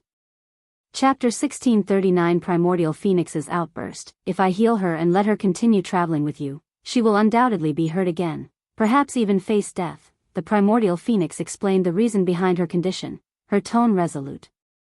"In that case, I would rather she stay here with us, where she will be close to her own bloodline and, more importantly, where she'll be safe." Hearing this, Yuan calmly replied, "You're right. It is dangerous to be with me, and there's a high chance she'll get hurt again in the future. However, it's her decision whether she wants to continue traveling with me. Neither you nor I have the right to decide her path for her. Moreover, she doesn't even belong in this world. It's unreasonable to ask her to stay." "You speak so confidently despite knowing nothing." The primordial phoenix sneered. "Why don't you enlighten me, then? You're not worth it."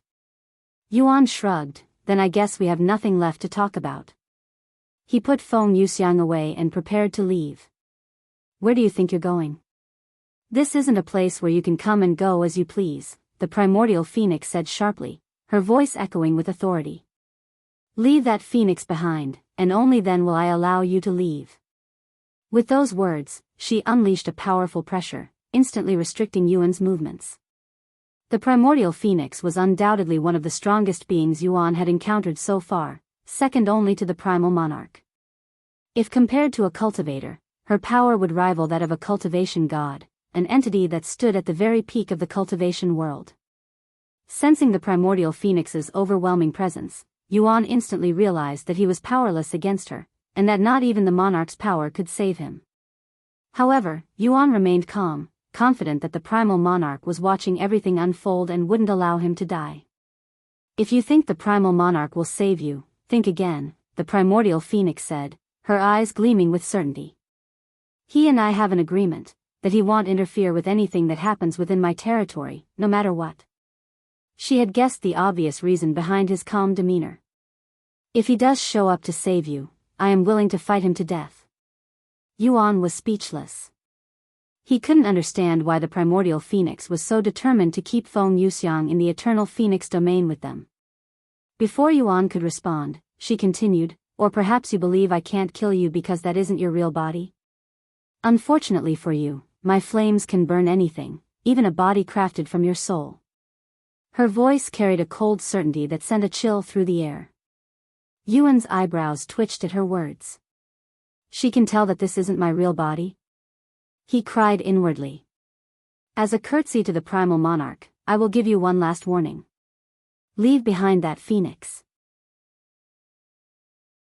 Otherwise, I completely erase you from existence." Suddenly, flames erupted around them, encircling Yuan and trapping him within a blazing sphere of fire. The intense heat pressed in from all sides, leaving him no escape. Seeing this, Yuan spoke out loud, "I know you're seeing this, you old booger. Are you really going to let me die? It's useless. The primal monarch won't interfere." The primordial phoenix sneered at his futile attempt. However, a voice suddenly resounded, "You were quite confident that you'd be fine right before I sent you off, so what is this, you little brat?" The primordial phoenix frowned when she realized it was the primal monarch's voice. "Primal monarch, I won't hurt him as long as he leaves behind the phoenix." The primal monarch then spoke, but not to the primordial phoenix, "You heard her, brat. It would save me a lot of headaches if you leave behind that phoenix. Humph. I'd rather die. Yuan sneered. It's just a phoenix. I'm sure you can easily acquire more when you return to your world. Just a phoenix. She's much more than that to me. If you're not going to help, just leave. You useless old booger. After a brief silence, a deep sigh echoed through the fiery enclosure. Suddenly, a rift tore open beside Yuan, and the Primal Monarch emerged from it. What do you think you are doing, Primal Monarch? We had an agreement. Don't tell me you plan on breaking it.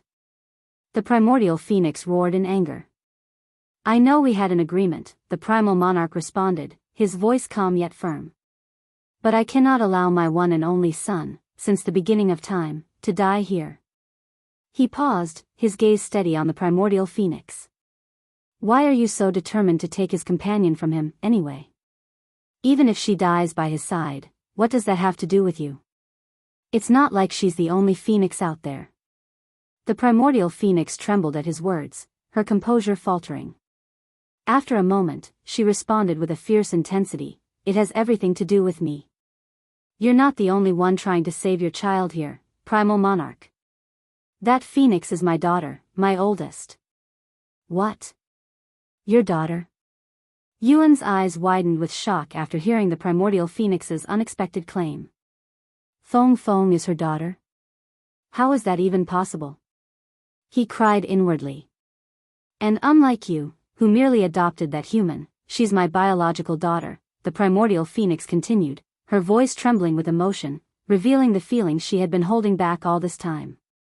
Yuan stared at the Primordial Phoenix, his jaw slack in disbelief. He could sense the truth in her words, her emotions were raw and genuine, leaving no room for doubt. However, Yuan couldn't fathom how Feng Yuxiang could be her child. Had Feng Yuxiang somehow traveled to the Nine Heavens, much like he had accidentally found himself in the primal expanse? So she was your child, huh? That explains a lot. The Primal Monarch mused.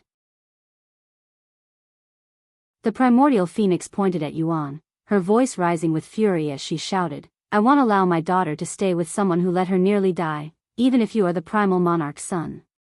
Her fierce gaze burned with such intensity that Yuan felt as if his entire body was engulfed in flames. Coupled with her harsh words, he felt a deep sense of guilt, as though he was in the wrong.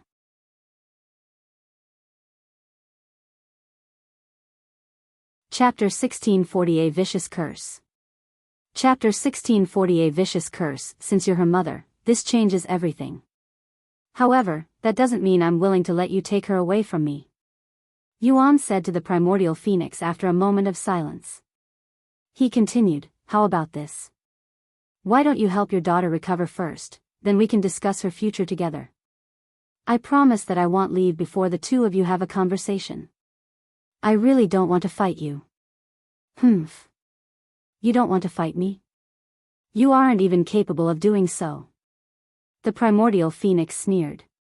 She turned to look at the Primal Monarch and continued, although you haven't done anything yet, I am still going to consider this a breach of our agreement, Primal Monarch.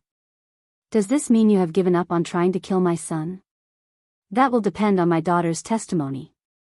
If I find out that he's mistreated her even slightly, I will not hesitate to kill him even if it's the last thing I do, she responded in a cold voice. The Primordial Phoenix removed the flames shortly after and said to Yuan, follow me. She created a rift and entered it. Go ahead. I won't be coming along. The Primal Monarch said. All right. Yuan nodded and followed the Primordial Phoenix into the rift. Ingzi, who had been watching in the background, silently followed him. As for the three phoenixes. So the phoenix inside that egg was my eldest sister, huh? No wonder I felt an odd sense of familiarity with her. The young lady mused, her voice softening as the realization dawned on her. I can't believe that the first princess has returned after so long. The woman muttered in a dazed voice. Things are going to get chaotic here very soon. I need to notify everyone of the situation as soon as possible. The middle-aged man sighed. Once Yuan stepped through the rift, he found himself in a vast, breathtaking garden that seemed to stretch endlessly in every direction. The air was thick with the fragrance of medicinal plants, all flourishing with vibrant yang energy. Put my daughter on that altar. The primordial phoenix pointed to the altar covered with complex array symbols in the distance. Yuan nodded and approached the altar before retrieving Feng Yuxiang's egg and placing it in the center of the altar. Get back, said the primordial phoenix as she stood before the altar. Yuan stepped back and waited for her next move. However, the primordial phoenix didn't do anything besides silently staring at the egg with a motherly gaze. A few moments later, she suddenly frowned and roared, "Which bastard placed such a vicious curse on her? That happened to her before we met, so I don't know the details." Yuan quickly shook his head when she turned to look at him for answers. "Just so you know, I've been working to get that curse removed since we met," he added. "Humph. The reason why she hasn't emerged from her shell is because of this damned curse." The primordial phoenix revealed with a cold sneer. "Unfortunately, I cannot do anything until we completely remove the curse, or I risk injuring her, even killing her." "Do you have a way to remove the curse?" Yuan asked. "We can remove the curse with the help of a treasure. However, we don't have that treasure at our territory. But you know where it is, right? The treasure is called the Sacred Chalice of Purification, and it is in the possession of those annoying dragons at the Divine Dragon Sanctuary," she said. "The Divine Dragon Sanctuary?" Yuan didn't expect to hear this name again. "It's a rank 1 territory, one that rivals our Eternal Phoenix domain, controlled by the dragon race," the primordial phoenix sighed, her frustration evident. "I would retrieve the treasure myself, but doing so would undoubtedly spark an all-out war between our territories." "I can get the treasure," Yuan suddenly volunteered. She looked at him and sneered, "You? What can you possibly achieve with that level of cultivation? Your monarch's power is useless against those whose strength far exceeds your own." Her tone was sharp, dripping with condescension. "Must everything be solved with violence and force?" Yuan shook his head. He proceeded to transform, revealing his dragon form to her. "You." The primordial phoenix's frown deepened as she sensed the unmistakable scent of a dragon exuding from his body.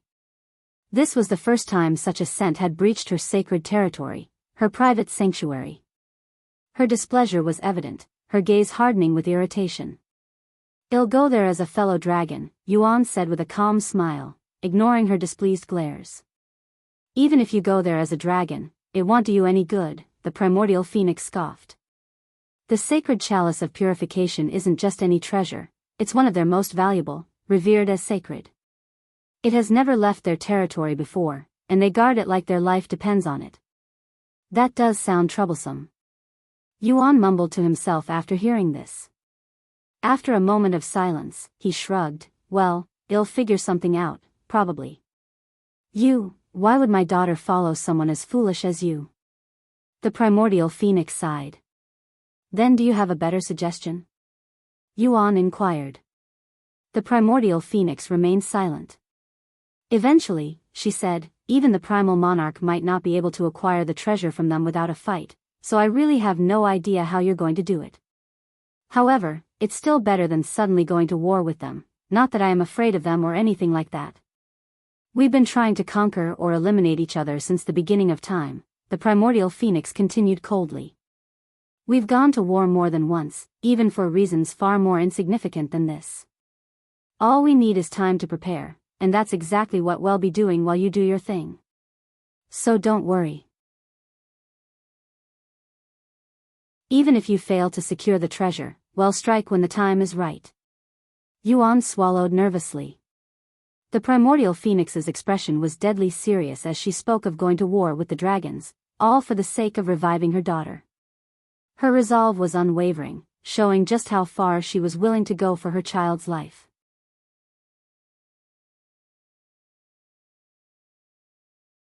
Chapter 1641 Human from Back Then. Chapter 1641 Human from Back Then, "I'll do whatever it takes to acquire the treasure. Just don't do anything reckless and foolish before I return." Yuan shook his head at the primordial phoenix's eagerness to go to war with the dragons. "Who the hell are you to tell me what to do?" The primordial phoenix sneered. She continued, 10 years. If you haven't returned with the treasure by then, we will go there and get it ourselves. 10 years? Yuan smiled inwardly after hearing this generous number. I only plan to stay in this world for another year at most. As if I need 10 years. All right. 10 years. He agreed to her terms. Anyway, I will need some time to prepare before I head to the Divine Dragon Sanctuary. If I go there in my current state, with an incomplete chaotic heart, they will definitely suspect my identity. The primordial phoenix narrowed her gaze on him, seemingly pondering something. Since you brought my daughter back to us, we will assist you in that regard, she suddenly said. Really? Yuan wasn't expecting this at all and was pleasantly surprised. It's only a single chaotic heart and it's your first, so it won't take much effort. Then I will take up on your offer, Yuan said. By the way, I have been meaning to ask you this, but how did Feng Feng, your daughter, end up in the human world? Are you seriously asking me that? Do you even know anything about the primal expanse? Are you really the primal monarch's son? The primordial phoenix suddenly bombarded him with questions. Now that you mentioned it, I don't really know much about the primal expanse. Yuan suddenly came to this realization. Despite spending over 100 years in the primal expanse, Yuan hadn't taken the time to learn much about its intricacies. Instead, he had devoted nearly all his focus to training. I never anticipated that I would be leaving the primal expanse so soon back then, so I never really paid attention to the world, and that old booger never told me much about the world either. Yuan sighed inwardly. Did the primal monarch really not tell you anything about our world? How long have you been living in the primal expanse? The primordial phoenix asked. I came to the primal expanse by accident a little over a year ago, he said. Only a year ago?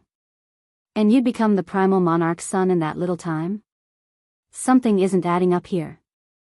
The primordial phoenix frowned. It's a little complicated, but this isn't my first time to the primal expanse. Elaborate.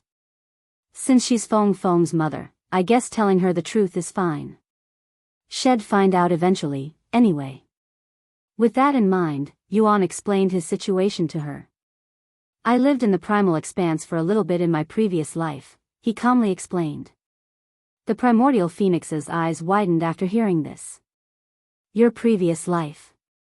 Reincarnation? Wait a minute. The primordial phoenix suddenly began approaching him, her movements graceful yet deliberate. When she stood directly in front of him, she leaned in, bringing her face so close to his that their lips were just a breath apart, almost touching. Her gaze was fierce, searing into his face with such intensity that it felt as though her eyes alone could burn him. The heat of her presence was almost overwhelming, like a fire just beneath the surface. After a tense moment of silence, she abruptly stepped back, her eyes widening in shock as she cried out, Why you? No wonder you felt so familiar. You're that human from back then. The one who appeared out of nowhere and caused chaos in the primal expanse for 100 years before vanishing just as suddenly. Her voice was filled with both recognition and disbelief. You know me, Tian? Yuan asked, his brow furrowing as he tried to recall the primordial phoenix from Tian's memories. However, he had fought so many phoenixes during that time that it was impossible to pinpoint her for certain. Who in the primal expanse hasn't heard of you back then? The primordial phoenix sneered. Though I never met you personally, I heard all about your so-called feats, how you went from territory to territory, beating up the owners individually. Her voice was laced with a mixture of disbelief and frustration as she recalled the stories of his chaotic past. As a matter of fact, you also made a mess in the Eternal Phoenix domain back then, the primordial phoenix continued, her voice rising with frustration. Unfortunately, I was away when you invaded our territory. By the time I returned, you had already disappeared from the primal expanse, so I wasn't able to exact revenge. Her eyes burned with fury as she recalled the memory of returning home, only to find her people beaten to a pulp and their treasures plundered. The humiliation and rage she had felt at that moment resurfaced, igniting her anger once more. Oh, that was just my training, Yuan said as he reminisced the past. Then why did you take our treasures? It requires a lot of resources to form chaotic hearts, you know? Anyway, Yuan continued calmly, while I did take your treasures, I didn't kill any of the phoenixes. Besides, you guys were the aggressors. I was simply passing through your territory when your people attacked me first, so you can't really blame me for defending myself. The primordial phoenix trembled, but she eventually stopped. That explains why the primal monarch never showed up to stop you. Whatever, the primordial phoenix suddenly scoffed, waving her hand dismissively. That's all in the past, and I'm not petty enough to hold a grudge over something that happened millions of years ago. Her tone softened slightly, though the tension in the air lingered. Thanks.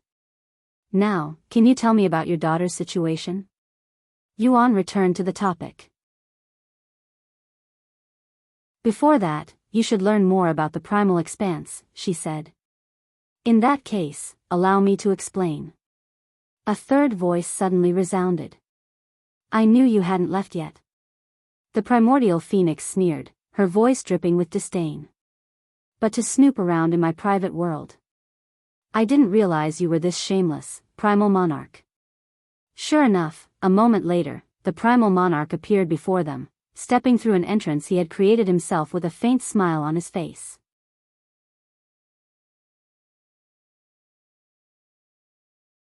Chapter 1642 The Connection Between Two Worlds.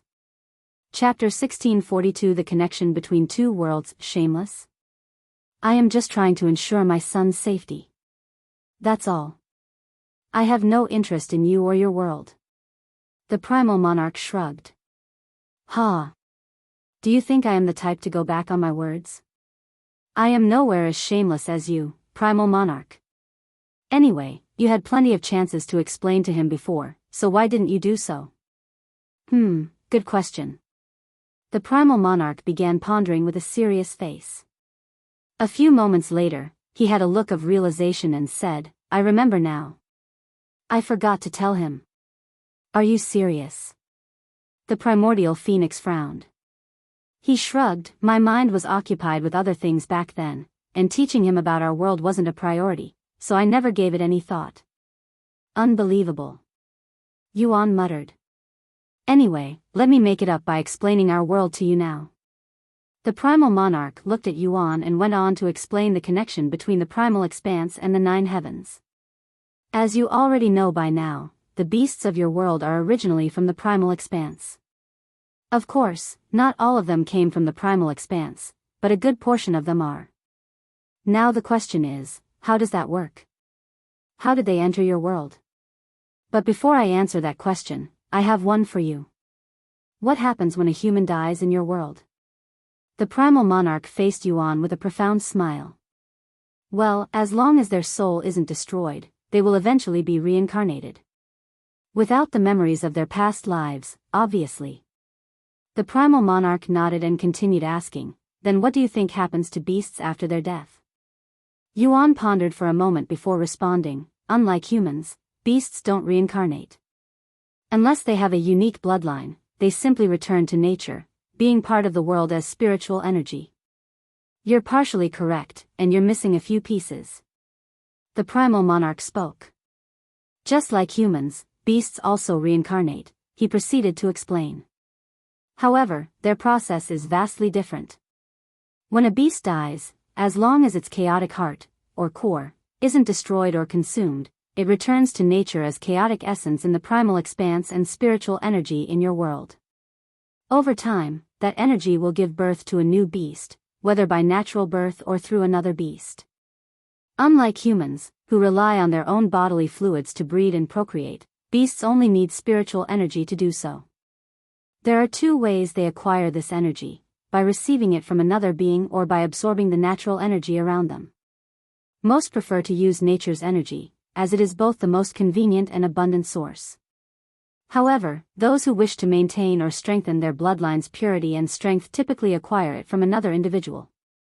Yuan absorbed the information with a serious expression, carefully processing every word.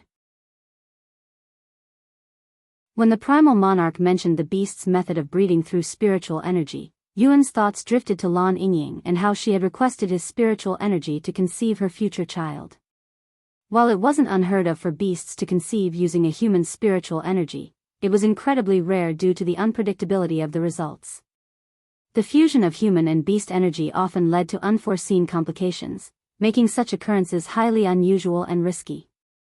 However, there are special races that can conceive with a human's spiritual energy without any complications, and Lan Yingying belongs to that category. Now then, let's finally get to the main topic, the Primal Monarch said suddenly. In the primal expanse, for reasons still unknown, when beings here perish, they don't always return to nature as chaotic essence. Instead, they sometimes transform into spiritual energy and drift into your world, where they are reborn.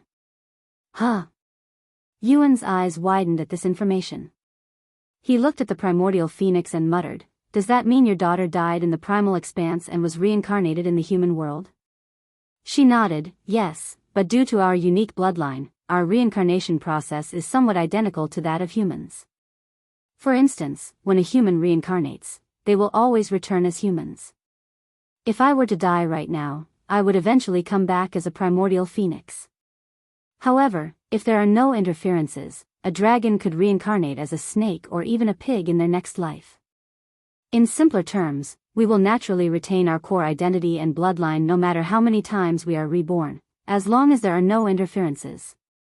Therefore, no matter how many times she dies, my daughters will always be my daughter." "I see," Yuan muttered. "By the way, if you didn't know, the primal expanse existed long before the human world even came into the picture." The Primal Monarch suddenly said. "I have another question. If a beast dies in the human world, is there a chance that they could return to the primal expanse?" Yuan asked. "No. Once one leaves the primal expanse, they will never return, at least not in that fashion. Of course, they can still return the same way you did." "How often does that happen?" "As often as humans show up. Also, if a beast without a chaotic heart visits the primal expanse, it will be as powerless as a human. After all, only those with a chaotic heart or the monarch's bloodline could cultivate and utilize chaotic essence. That explains why I am able to use my powers even without a chaotic heart." Yuan mused to himself. That said, a beast born in the human world can still form a chaotic heart, so they're not completely hopeless. The Primal Monarch added. Sometime later, Yuan said, "I understand how the primal expanse and the 9 heavens are connected, but I still don't know why. Unfortunately, even I do not know why." The Primal Monarch shook his head. What about your bloodline? Just what exactly is the monarch's bloodline?" The primordial phoenix stared at the Primal Monarch with intrigue. Although the beings in the primal expanse understand and have accepted the Primal Monarch's powers, nobody knows how or why such a bloodline exists.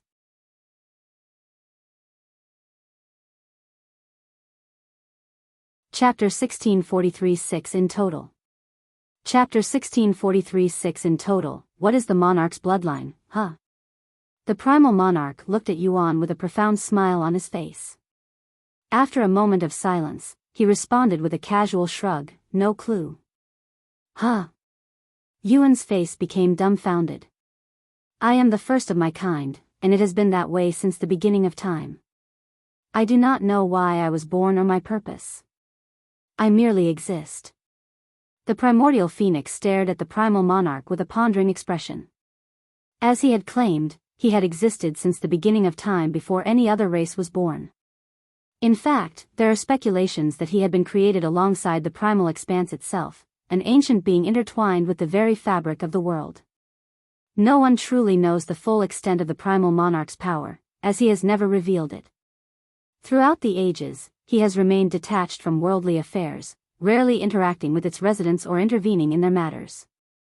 He was a silent ruler, observing the world from a position so high that others could hardly comprehend it, his presence akin to that of a god. He also possessed an unrivaled ability that allowed him to command all bloodlines as if they were his servants, even those of the so-called purest and most powerful bloodlines. Due to his terrifying abilities, few dared to challenge him, allowing him to remain at the peak of the world since the beginning of time. You never questioned it or tried to find an answer? Yuan asked, his curiosity piqued. The Primal Monarch remained silent for a moment before shaking his head. I was curious during my earliest years, he admitted, but once I realized that knowledge wouldn't change anything, I have since stopped caring about it. Just what is so special about this human for the Primal Monarch to be so attached to him? The Primordial Phoenix wondered inwardly. The Primal Monarch was a godlike existence, one so far beyond the reach of most that even speaking to him seemed unimaginable. Yet, somehow, a mere human had managed to pique his interest enough to not only be adopted as his own but also be granted his immense powers. It was simply incomprehensible even for someone as experienced and knowledgeable as the Primordial Phoenix. Sometime later, after their conversation ended, the Primordial Phoenix opened a rift, leading Yuan to the Eternal Phoenix Domain's primary residence, where most of the phoenixes dwelled. There will be someone to assist you with your chaotic heart, the Primordial Phoenix said to him after opening the rift. You're not coming? I am going to examine her curse a little more. I understand. The moment Yuan emerged from the rift, he was immediately greeted by a familiar face, the young lady who was the first to approach him. And before them, multiple islands floated majestically in the sky, each one occupied by a powerful phoenix, their fiery auras radiating through the air. We meet again. I was given instructions by my mother to assist you. Your mother? You're also the Primordial Phoenix's daughter? Yuan asked. She nodded. I am the youngest. You can call me Feng Yao. Nice to meet you. By the way, how many siblings do you have? I have 5 siblings, but only 3 of them still exist in the primal expanse. The last 2 drifted into the other world, one of them being the eldest, whom you brought back. So there are 6 of you in total, huh? Are you all primordial phoenixes? Of course not. The Primordial Phoenix bloodline is the purest and highest grade phoenix bloodline. Besides the eldest, we all have a different bloodline. However, while our bloodline isn't as pure as the eldest, we're still at the top of our bloodline. So Feng is a primordial phoenix like her mother? But her character status shows a different bloodline. Is this also due to the curse?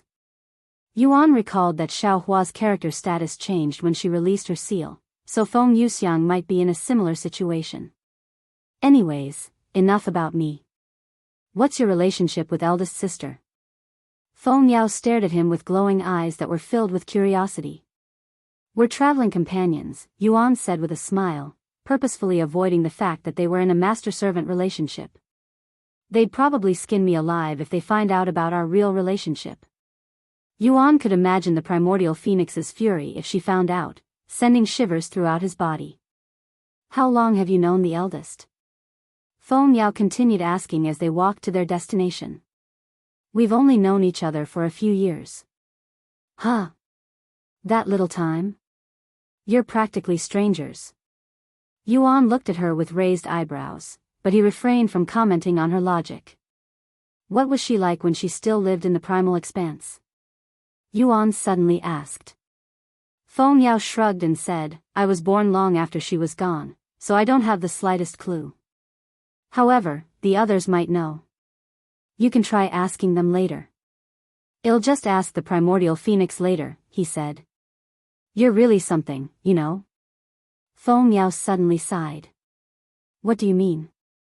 Despite being her daughter, I rarely see my mother, let alone speak with her, Feng Yao remarked with a hint of bitterness. I think you've spent more time with her than I have in my entire life so far. Seriously? Even though you all live in the same territory? What do you know? Mother spends most of her time inside her own world. Doing what? Increase her cultivation, which could already rival even the strongest cultivators in my world. No, she spends most of her time conceiving another child. It takes hundreds of millions of years for someone at her level to conceive a single child, after all. This doesn't include the time it takes her to absorb enough chaotic essence to begin the process, either. Yuan was left speechless by this revelation. Hundreds of millions of years for a single child? I suppose it would disrupt the balance of the world if such a powerful being could conceive too quickly, Yuan thought to himself. The stronger the being, the more time is required to conceive, a principle that applies even to humans. Compared to the primordial phoenix, Yingying's 1,000 years is almost laughably short. Alright, we're here. Feng Yao said out loud once they reached their destination.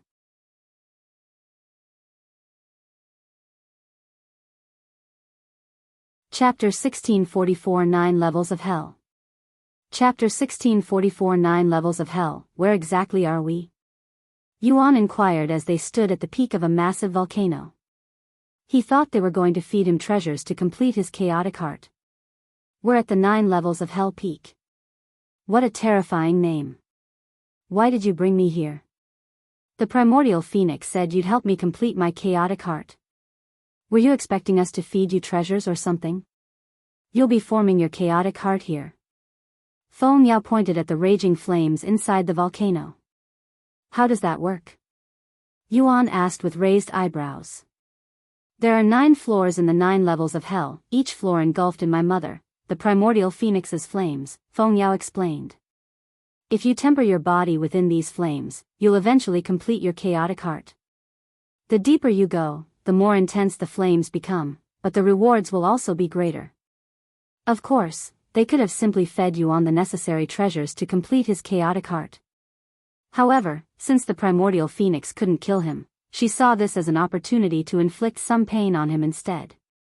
Thus, this grueling method of tempering his body in the flames was chosen as a way to achieve his goal while ensuring he endured some suffering in the process. Not petty enough to hold a grudge, huh? Yuan recalled the primordial phoenix's words and shook his head inwardly. Anyway, you're only a human, and your cultivation is also pathetically low, so even the first level might be unbearable for you. Feng Yao continued, that's why I'll give you this. She handed him a bottle that contained a single drop of blood inside. Phoenix blood? Yuan raised an eyebrow. My blood, to be precise. If you consume it, you'll have enhanced fire resistance for a short time, enough to endure the second level at most. It was only ordinary phoenix blood, but Feng Yao had a powerful bloodline, so even a single drop would be priceless in the 9 heavens. Your blood is only enough for the second level? Just how powerful are these flames? Yuan asked. What do you know? My mother is the most powerful phoenix in existence. Her flames can burn even someone with fire immunity. Is that so? Have you heard of Phoenix's wrath? Yuan suddenly asked. Phoenix's wrath? Of course, I have. Why? How does it compare to the flames here? Feng Yao pondered for a moment before responding. The phoenix's wrath would only be as strong as the flames in the 4th level. The 4th level only? This place is no joke. Yuan swallowed nervously. If the pain he experienced from the phoenix's wrath was only as strong as the 4th level, he couldn't imagine how much pain he'd experienced in the 9th level. Alright, I'm going in, Yuan said a moment later. Don't bite more than you can chew. Feng Yao said. Yuan didn't say anything and jumped inside the entrance, diving straight toward the 2nd floor. Wah! I just warned him. And he didn't even consume my blood. Are all humans this reckless? Feng Yao was shocked when Yuan jumped straight to the 2nd level. As Yuan passed through the 1st level, a wave of intense heat washed over him, making him feel as though he had stepped into an oven. The air was thick with scorching energy, but to his surprise, it wasn't painful, just overwhelmingly hot, like standing too close to a blazing fire. The moment Yuan stepped into the 2nd level, the intensity of the heat skyrocketed. It was fierce enough to scorch his skin in an instant, but despite the flame's strength, they couldn't burn him faster than his body could regenerate. His healing abilities kicked in immediately, restoring his skin as quickly as it was damaged, creating a relentless cycle of burning and regeneration. This is a great place to temper my body and increase my fire resistance. Yuan thought, his excitement growing as the flames continued their relentless assault. Perhaps I could even achieve fire immunity in this place. The burning sensation was excruciating, but it wasn't unbearable. Filled with determination, he sat down and began cultivating on the second level. Wow, he's actually enduring the second level right off the bat. I guess I underestimated him a little. Feng Yao mused, her interest piqued. Not only did the flames temper Yuan's body, but they also contained rich chaotic essence that gradually advanced his chaotic heart. However, the process was slower than he anticipated. It'll take years to finish my chaotic heart at this rate. I'll head to the third level once I improve my fire resistance to the next level. With that in mind, Yuan continued to temper in the flames. Sometime later, a figure appeared at the 9 levels of Hell Peak and landed right beside Feng Yao. Elder Brother Mu. Feng Yao greeted this tall and handsome man with a respectful smile. When did you return? A few hours ago, he responded, his gaze staring intently at Yuan's figure. Feng Mu was the second youngest in the family, but he was still a billion years older than Feng Yao. I came back immediately after hearing that the eldest has returned. Is that him? The human who brought back the eldest from the human world? Feng Mu asked. Yes, he's the one. He's less impressive than I anticipated, even disappointing, Feng Mu remarked, shaking his head in dissatisfaction. I heard he was related to the Primal Monarch, too. Must be a lie. No, it's true. The Primal Monarch even showed up to protect him when Mother was about to kill him. Feng Yao said. Seriously? How is someone so weak related to the Primal Monarch? I can burn him to ashes with a single breath. Feng Mu quickly lost interest in Yuan and asked about Feng Yuxiang. Have you spoken to the eldest yet? What was she like? That's... Haven't you heard? She came back as a shell. What? Feng Mu immediately became dumbfounded.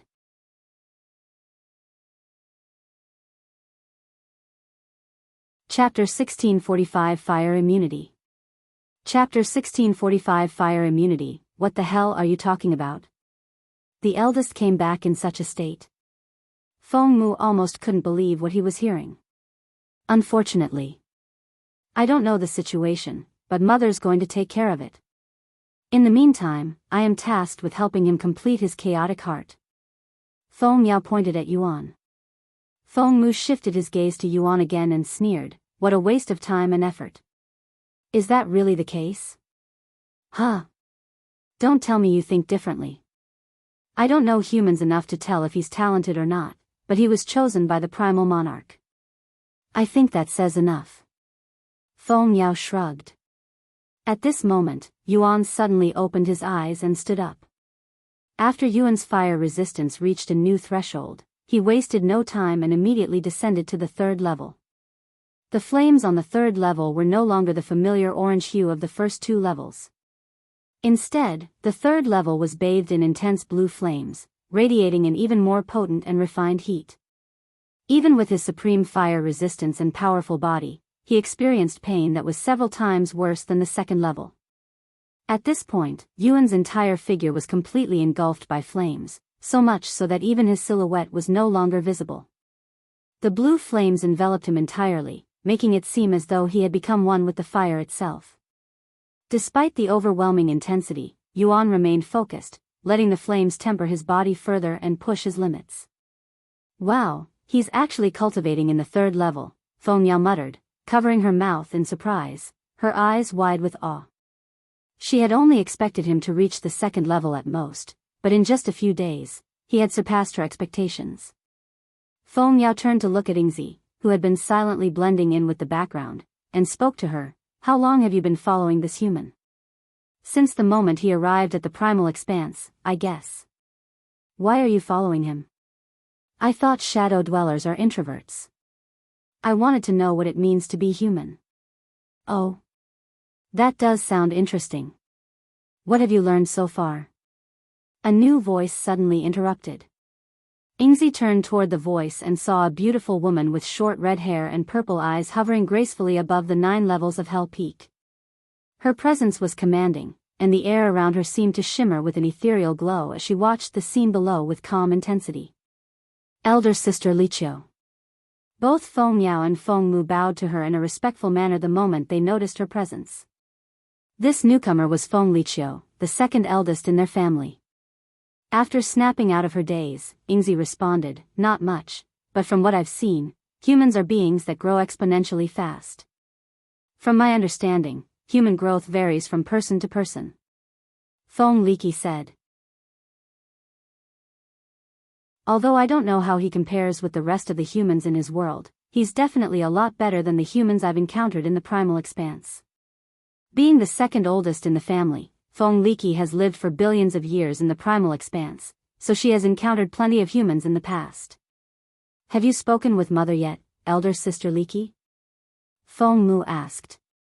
"Yes, but it was brief." "Elder sister Liqi, you've met the eldest before, correct? What was she like?" Feng Yao suddenly asked after recalling Yuan asking her the same question. "Elder sister, huh?" Feng Liqi closed her eyes and recalled her memories of Feng Yuxiang, which were billions of years old. "We never really got along and constantly competed against each other to impress mother. As for what she was like, I don't remember. Anyway, she's probably reincarnated many times by now. I doubt she's the same person I remember." Feng Liqi's gaze returned to looking at Yuan. "I'm more interested in this human with the Primal Monarch's bloodline," she muttered with a slight smile. "What's so interesting about that weakling?" Feng Mu shook his head, unable to comprehend it. "Are you pretending to be stupid, or are you actually stupid?" Feng Liqiu narrowed her gaze at him. What did you say? Did you just call me stupid?" Feng Mu exclaimed, clearly surprised by her sudden mockery. "Amongst the thousands of phoenixes in our territory, how many of them are capable of cultivating in the third level? Most of them can't even endure the second level. Yet, this human is able to achieve that with his pitiful cultivation. That's..." Feng Mu became speechless. "A human capable of withstanding mother's flames. I am very intrigued." A profound smile appeared on Feng Liqi's face as she returned to focusing on Yuan. "Humph, whatever." Feng Mu didn't linger and left the scene shortly after. However, he didn't leave the Eternal Phoenix domain. "Are you going to stay here, elder sister?" Feng Yao asked Feng Liqiu. "I don't have anything else to do, so I might as well. I also want to see his limit." "Huh? You think he'll be able to go higher than the third level?" "That's impossible. He's already at his limit on the third level." Feng Yao refused to believe that he could go any further. "Is that what you think?" "I think he still has some tricks tucked under his sleeves. I mean, I did give him a drop of my blood, which he hasn't consumed yet. However, that won't help him in the next level." "Oh? You gave him your blood? Did mother tell you to do that?" Feng Liqiu looked at her with a suspicious smile. "No, but don't misunderstand. This is my way of showing gratitude. He brought back the eldest, after all." 2 weeks later, a significant change occurred in the flames surrounding Yuan's body. The once ferocious flames, which had relentlessly burned him, began to shift, their intensity softening as they seemed to merge with his aura. The fire no longer consumed him but appeared to dance in harmony with his energy, as though he had mastered its power and become one with the flames.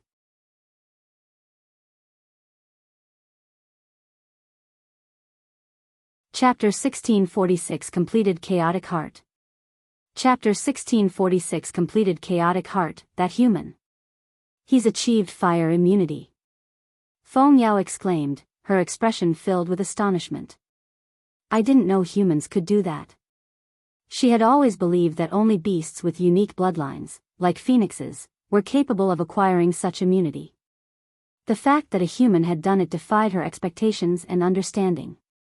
Even in the 9 heavens, achieving fire immunity was an exceptionally rare accomplishment. Those who managed it typically relied on special techniques, priceless treasures, and years of dedicated cultivation to reach that level. There were also those born with unique physiques that granted them fire immunity naturally, but that was a different story since they hadn't earned it through effort but were simply born with the gift. The fact that Yuan had attained this without the aid of a technique made his accomplishment all the more extraordinary. However, no, this isn't something as simple as fire immunity. Feng Liqia's eyes widened as she came to this realization. Fire immunity, rank, divine, mastery, level 1, description, grants the user immunity to most fire. What? It's fusing with my fire immunity? Yuan raised an eyebrow at this notification. Is this similar to how my two physiques fused with each other? Unlike fusing two physiques together, the progress this time was much quicker. He's absorbing the flames. Feng Yao exclaimed when she noticed this. Fire immunity only makes one impervious to most fire, but it doesn't have the ability to absorb flames. Feng Liqiu narrowed her eyes and spoke, her voice calm but filled with passion. Fire immunity may be the end of the journey for most, but for us phoenixes, that is just the beginning. Above fire immunity lies true fire immunity, where one becomes truly immune to all flames, Feng Liqiu continued, and beyond that is the realm of fire harmony.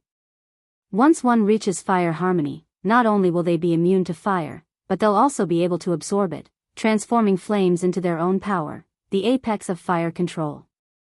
Are you telling me that a human has managed to achieve fire harmony when even I haven't been able to do so? Feng Yao exclaimed, her voice filled with disbelief and frustration. The idea that a mere human could reach a level of mastery that had eluded her was almost inconceivable. Feng Liqiu shook her head and said, no, that can't be possible. He's just achieved fire immunity, so it doesn't make sense for him to achieve fire harmony so quickly. There must be something else going on inside that weird body of his. Suddenly, Yuan stood up and jumped even deeper into the 9 levels of hell, reaching the 4th level. The 4th level's flames were as powerful as the Phoenix's wrath, a force Yuan couldn't withstand for more than a few seconds before. However, after achieving fire immunity, the once unbearable flames became barely endurable.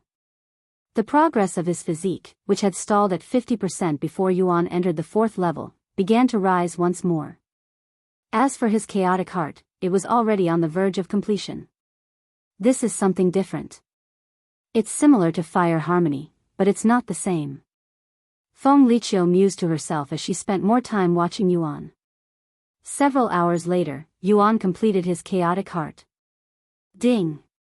Yuan, cultivation, Dantian 1st level spirit sovereign, cultivation, chaotic heart not applicable. Yuan wasn't surprised to see a second cultivation because Tian also achieved the same thing after returning to the divine heavens and cultivating his Dantian.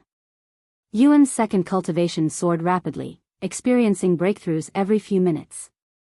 In just a few short hours, Yuan's second cultivation reached early chaotic master, akin to a 9th level spirit enlightenment in human cultivation, surpassing his original cultivation.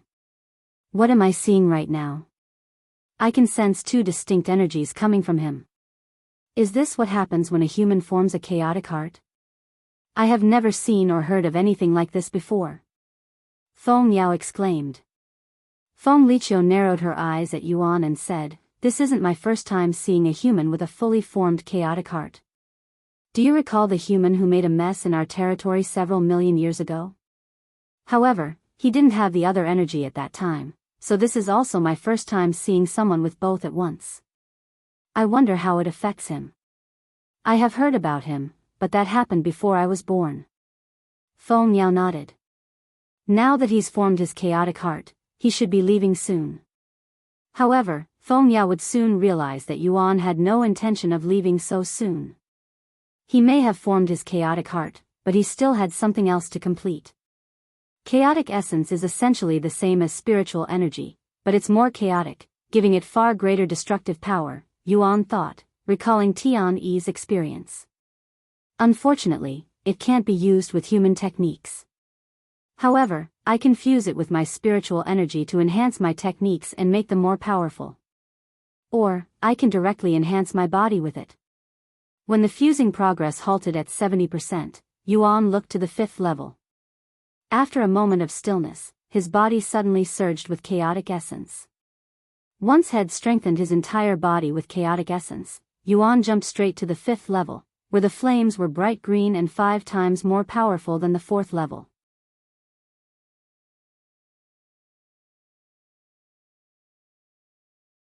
Chapter 1647 5th Level of Hell. Chapter 1647 Fifth Level of Hell. The instant Yuan entered the fifth level of 9 levels of hell, his progress shot up from 70% to 80%. However, the pain he was experiencing was excruciating and would break the minds of even the toughest cultivators out there. The 9 levels of hell weren't created for humans but for phoenixes, beasts with a natural affinity for fire.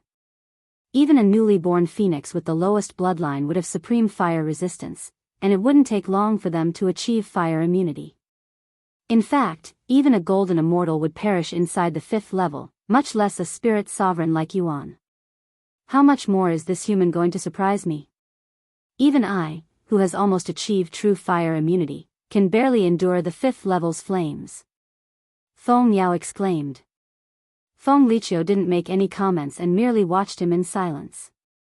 Yuan remained in the 5th level for a week straight, and his progress reached 89%. Once he realized he wouldn't advance any further, Yuan looked at the 6th level, where purple-colored flames raged. After a moment of silence, he released a resolute roar before transforming into his dragon form. That's... Feng Yao and Feng Liqiu were startled by Yuan's transformation. While they took a moment to comprehend the situation, Yuan dove into the 6th level. This scent, does he have dragon blood flowing through his veins? Feng Yao cried out loud. Does mother know about this? Feng Liqiu looked at her with a slight frown. Dragons were forbidden from entering the eternal phoenix domain. It didn't matter if they were real dragons or only had a single drop of dragon blood in their whole body. Rules were rules, and not a single dragon managed to remain in their territory for more than a day, much less cultivate inside the 9 levels of Hell Peak, a sacred place for phoenixes. I don't know. Feng Yao vigorously shook her head. I was only told to bring him to this place. Once the nearby phoenixes noticed Yuan's scent, they immediately rushed over to the 9 levels of Hell Peak, thinking that a dragon had invaded their sanctuary. A dragon? In the center of the eternal phoenix domain? Impossible. How did a dragon manage to invade so deeply inside our territory without revealing its presence until now? This dragon has a weak presence, but it still doesn't explain how it evaded us until now. The scent is coming from the 9 levels of Hell Peak. Don't tell me they're trying to sabotage our sacred place. Hundreds of phoenixes gathered at the 9 levels of Hell Peak within minutes, surrounding the place. Not a single one of them wasn't baffled at the moment of their arrival when they saw the situation. What the fuck is going on? What the fuck am I looking at? Are my eyes deceiving me, or is there a dragon inside the 9 levels of hell? At the 6th level, no less. None of the newcomers dared to believe their eyes. Sometime later, they snapped out of their daze and began shouting at each other. Hey! Someone go fish that dragon bastard out. Why don't you do it? Although nobody there wanted to admit it, none of them could enter the 6th level, much less drag Yuan out. Lady Liqiu. You're the only one here who can endure the flames on the 6th level. Eventually, they all turned to the only individual there who had any hopes of surviving the 6th level. Feng Liqiu remained silent for a moment before responding to their hopeful gazes. Huh? Why should I? Her words instantly shattered their hopes and left them dumbfounded. What do you mean, why? There's a dragon in our territory, inside the 9 levels of hell. She shrugged. I'm exhausted right now. Exhausted? From what? From rushing back home, she explained. An awkward silence filled the atmosphere. Suddenly, a loud and authoritative voice resounded. What the hell is going on here? Master Mu. These phoenixes became hopeful again after seeing Feng Mu's appearance. These phoenixes pointed to the 6th level of the 9 levels of hell without uttering a word. When Feng Mu followed their gesture and saw Yuan cultivating in the 6th level, his eyes widened with shock and disbelief. The 6th level? Impossible. He immediately looked at Feng Liqiu and questioned her. What did you do to him? He assumed Feng Liqiu was responsible for Yuan's achievement since she was the only one there capable of entering the 6th level. And why the hell does he smell like a dragon? Is mother aware of this? No clue what you're talking about. Feng Liqiu casually responded. Feng Mu looked at Yuan and frowned. Whatever. If you're not going to take him out, I will do it myself. I won't allow him to dirty this place with his presence any longer. Halt. Right as Feng Mu prepared to dive into the volcano, a calm and clear voice rippled through the air, halting everyone's movement. The second the phoenixes recognized this voice, they lowered their heads and loudly greeted her. Empress Feng. We greet Her Majesty. The primordial phoenix emerged from a rift, her figure hovering majestically above the 9 levels of hell. Her gaze was fixed intently on Yuan, observing him with a mixture of surprise and curiosity. Nobody is allowed to disturb him. Leave. The phoenixes bowed to her and left the scene without uttering a single word. The only ones who remained were her children. Once most of the spectators were gone, the primordial phoenix created a barrier around the peak that prevented Yuan's scent from spreading. Mother, did you let him enter knowing that he has dragon blood flowing through his veins? Feng Mu asked. Yes, I am aware. Once the primordial phoenix confirmed this fact, Feng Mu no longer had any say in this matter. He gave Yuan one final glance before disappearing from the scene. I know you're watching this, Primal Monarch. The primordial phoenix suddenly spoke out loud. Sure enough, another rift appeared above the volcano, and the Primal Monarch emerged from it. I don't remember the last time I made so many public appearances in such a short time. In fact, this might be a first, he spoke as he appeared.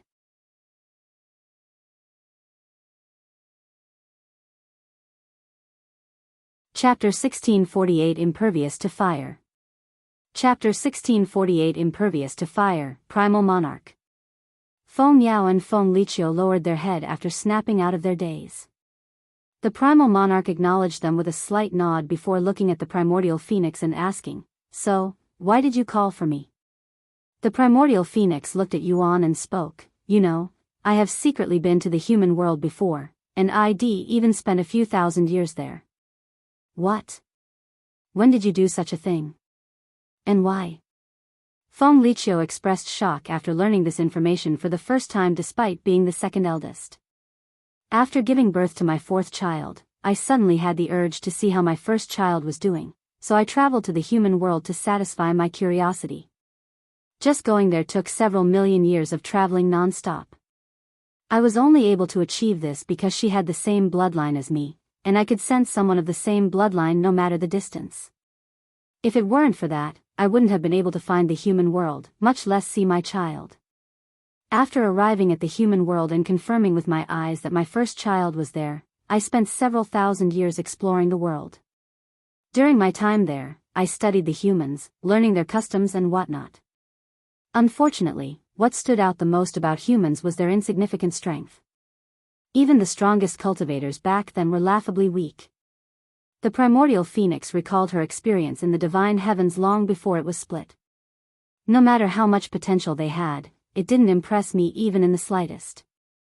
That's why I left their world so quickly. It was simply too boring, and I have already reunited with my first child, without her knowledge. However, this human cultivating inside my flames right now, he's different, and I want to know if you had anything to do with it, Primal Monarch. The Primal Monarch smiled and said, In essence, you want to know if I have anything to do with his abilities, correct? The primordial phoenix nodded. The Primal Monarch looked at Yuan and smiled. He may have my bloodline, but what he's displaying right now has nothing to do with it. It's something entirely different. I see. Why do you even care? The Primal Monarch asked. Just curious, she responded in a nonchalant manner. A few days later, Yuan's aura suddenly began to transform. The primordial phoenix and the others watched with anticipation. Yuan stared at the progress for several hours straight, hoping it would be completed without needing him to enter the 7th level. Realizing he needed stronger flames to complete his progress, Yuan turned his gaze toward the 7th level, where black flames roared ominously. These flames exuded a dangerous and oppressive energy, far more intense than anything he had encountered before.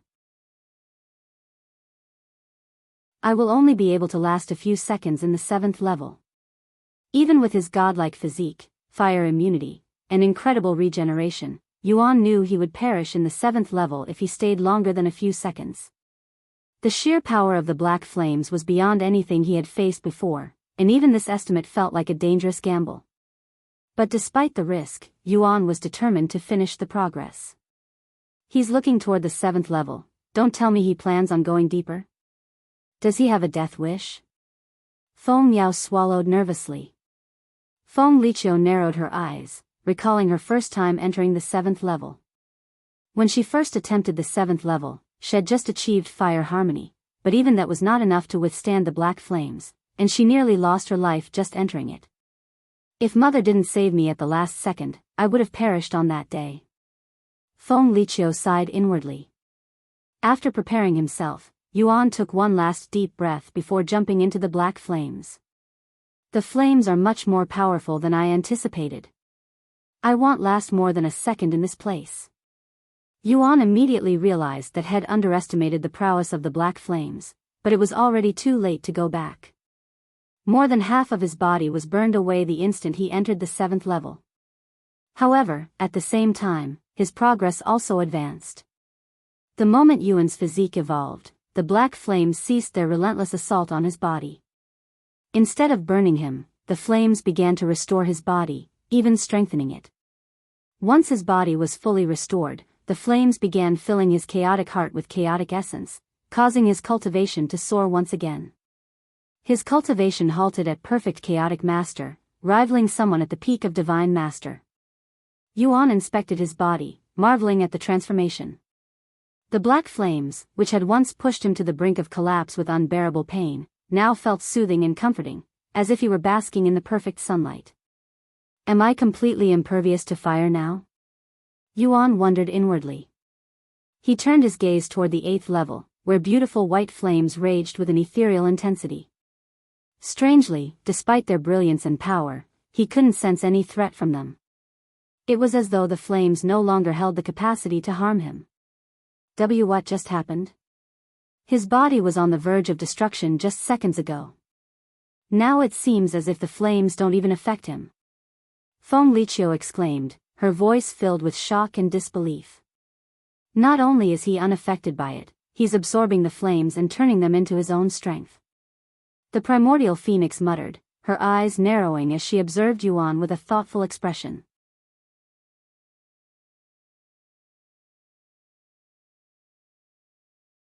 Chapter 1649 Harmonious Heaven Refining Immortal Physique.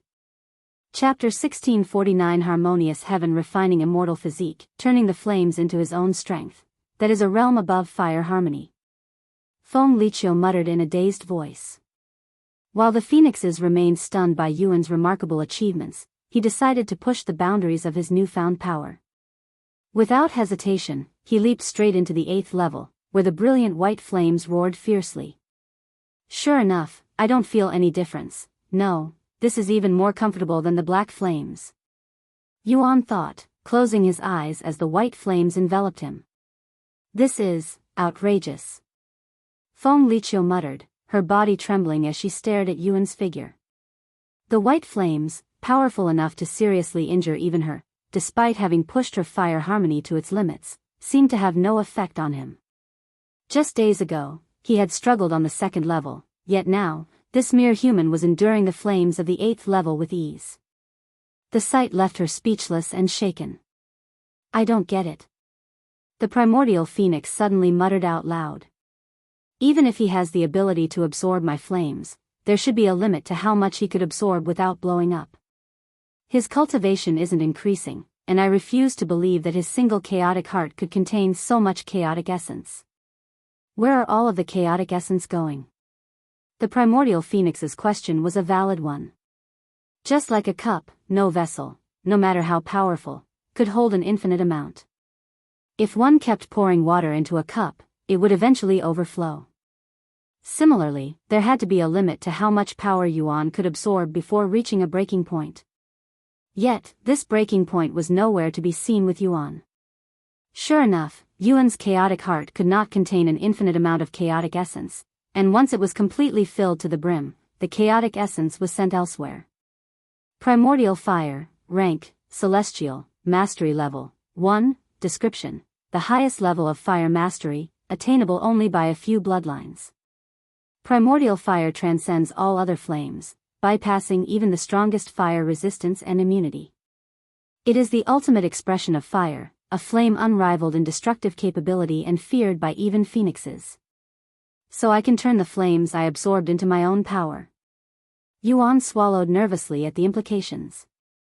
If I can merge my physique with the fire immunity, I should be able to do the same with other immunities. Perhaps that's how I complete my new physique. Sometime later, Yuan turned his gaze to the 9th and final level of the 9 levels of hell. Unlike the previous 8 levels, there were no visible flames in the 9th. However, despite the absence of fire, Yuan could clearly sense something powerful and ominous lingering within.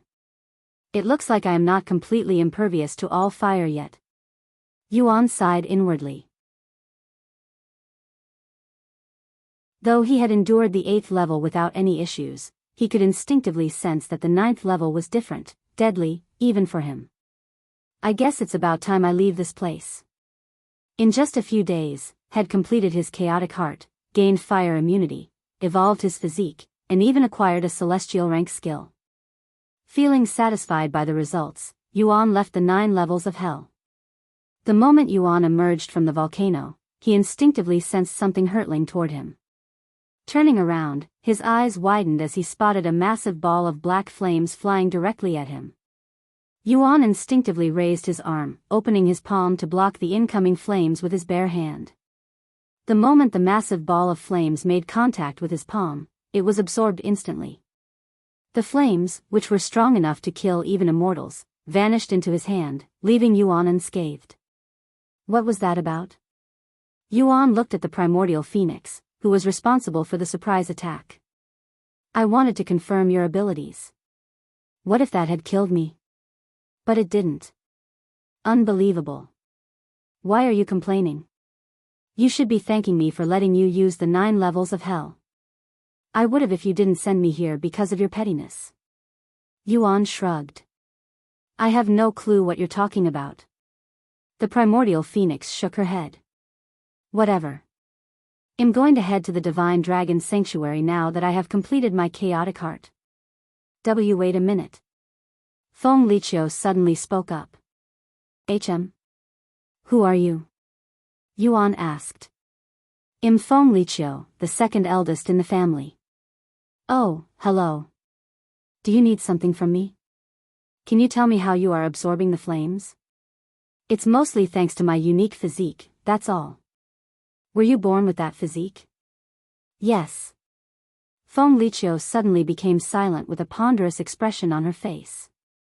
If there's nothing else, wait, I have one more thing, a request. What kind? Feng Liqiu narrowed her eyes and spoke. Give me some of your blood and chaotic essence. What? Yuan raised an eyebrow, unable to comprehend her request at first. However, Feng Yao and the primordial phoenix reacted with shock, their eyes wide in disbelief. The request clearly struck them, while the primal monarch, observing the scene, wore a slight smile, as if amused. Wait a second. Yuan suddenly had a sense of déjà vu. Then, he recalled a certain conversation he had with Lan Yingying. He swallowed nervously before asking, that request, you want to conceive with my energy? She nodded without hesitation. What the hell are you thinking? The primordial phoenix suddenly interjected. I have been wanting a child for a while now, and I think this is the perfect time. But with a human. I have never heard of anything like that before. Is that even possible? I guess we'll find out soon enough. Feng Liqiu smiled. Ahem. Yuan cleared his throat and said, it's definitely possible for beasts to conceive with humans since it's been done before in my world, but I have no intention of doing something like that with someone I don't know. But I already told you who I am. Feng Liqiu said. You know what I mean. Yuan shook his head.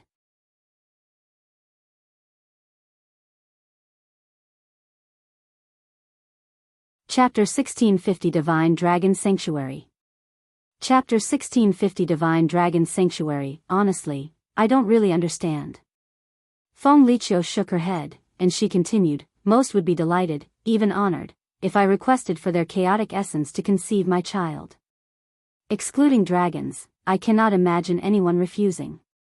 Feng Liqiu's status as the daughter of the primordial phoenix alone granted her immense prestige in the primal expanse. Her lineage was revered, making her among the most respected in the realm, with many viewing her as nearly untouchable. Moreover, she was a powerhouse in her own right, standing as one of the strongest predators in the primal expanse. In the entire eternal phoenix domain, her strength was second only to her mother, the primordial phoenix. Countless powerful beings had willingly offered their chaotic essence to Feng Liqiu over the years without her even needing to ask them, but not a single one of them managed to receive her approval.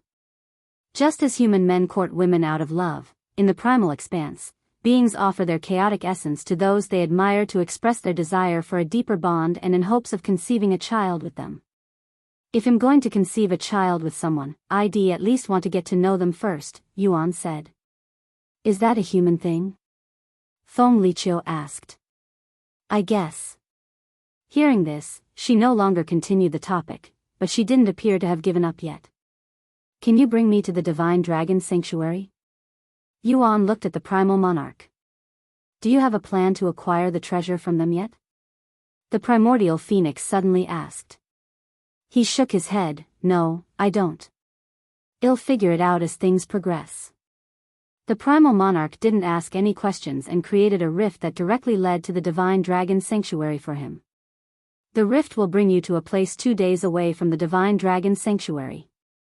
Okay. Yuan looked at Yingzi and asked, want to come along? She immediately nodded. With the Primordial Phoenix and the Primal Monarch's presence there, the atmosphere was a little too suffocating for someone like her. Then I'll see you again once I acquire the treasure. Yuan entered the rift the next moment, followed by Yingzi. The Primal Monarch left shortly after Yuan left, disappearing into thin air. Sister, were you serious just now? Feng Yao looked at Feng Liqiu and asked. Of course. But why? I am curious, she said with a smile. What kind of child would be born from a phoenix and a human like him? I want to find out. What do you think, mother? Feng Liqiu looked at the primordial phoenix to get her opinion on the matter. I think that's a ridiculous reason to conceive your first child with a human. The primordial phoenix shook her head, but she didn't reject the idea for some reason. Feng Liqiu noticed this and chuckled, so you're also curious, huh? Now I wonder what would happen if a primordial phoenix like mother conceived with a human.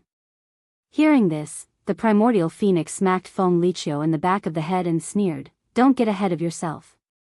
After emerging from the rift, Yingzi guided Yuan toward the Divine Dragon Sanctuary.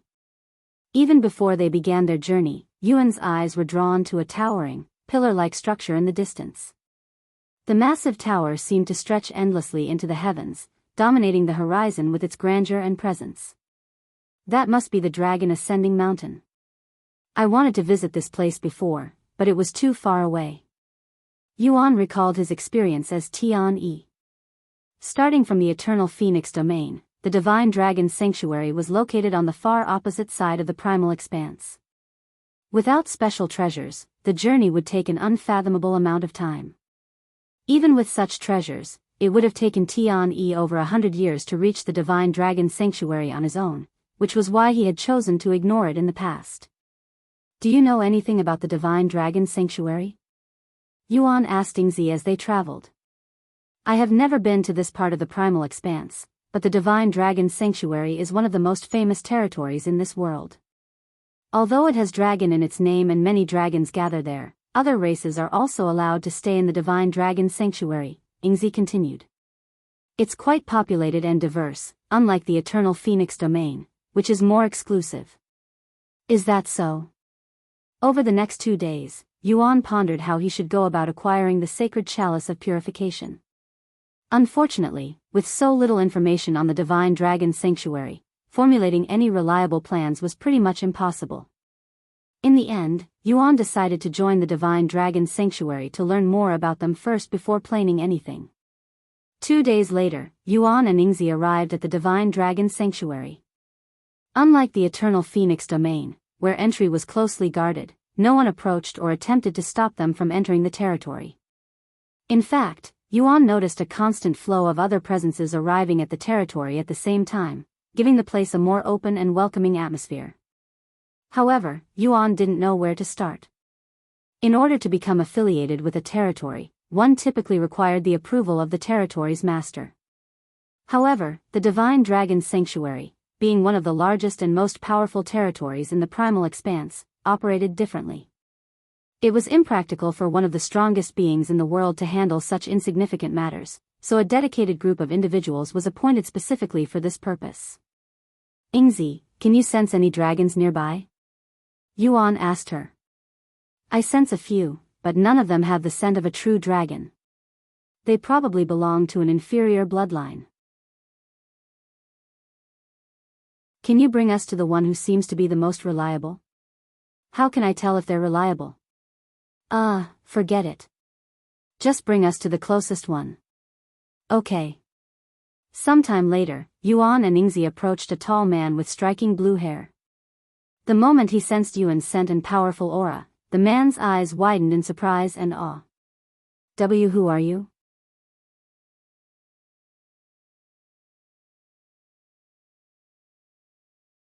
Chapter 1651 Dragon God Festival.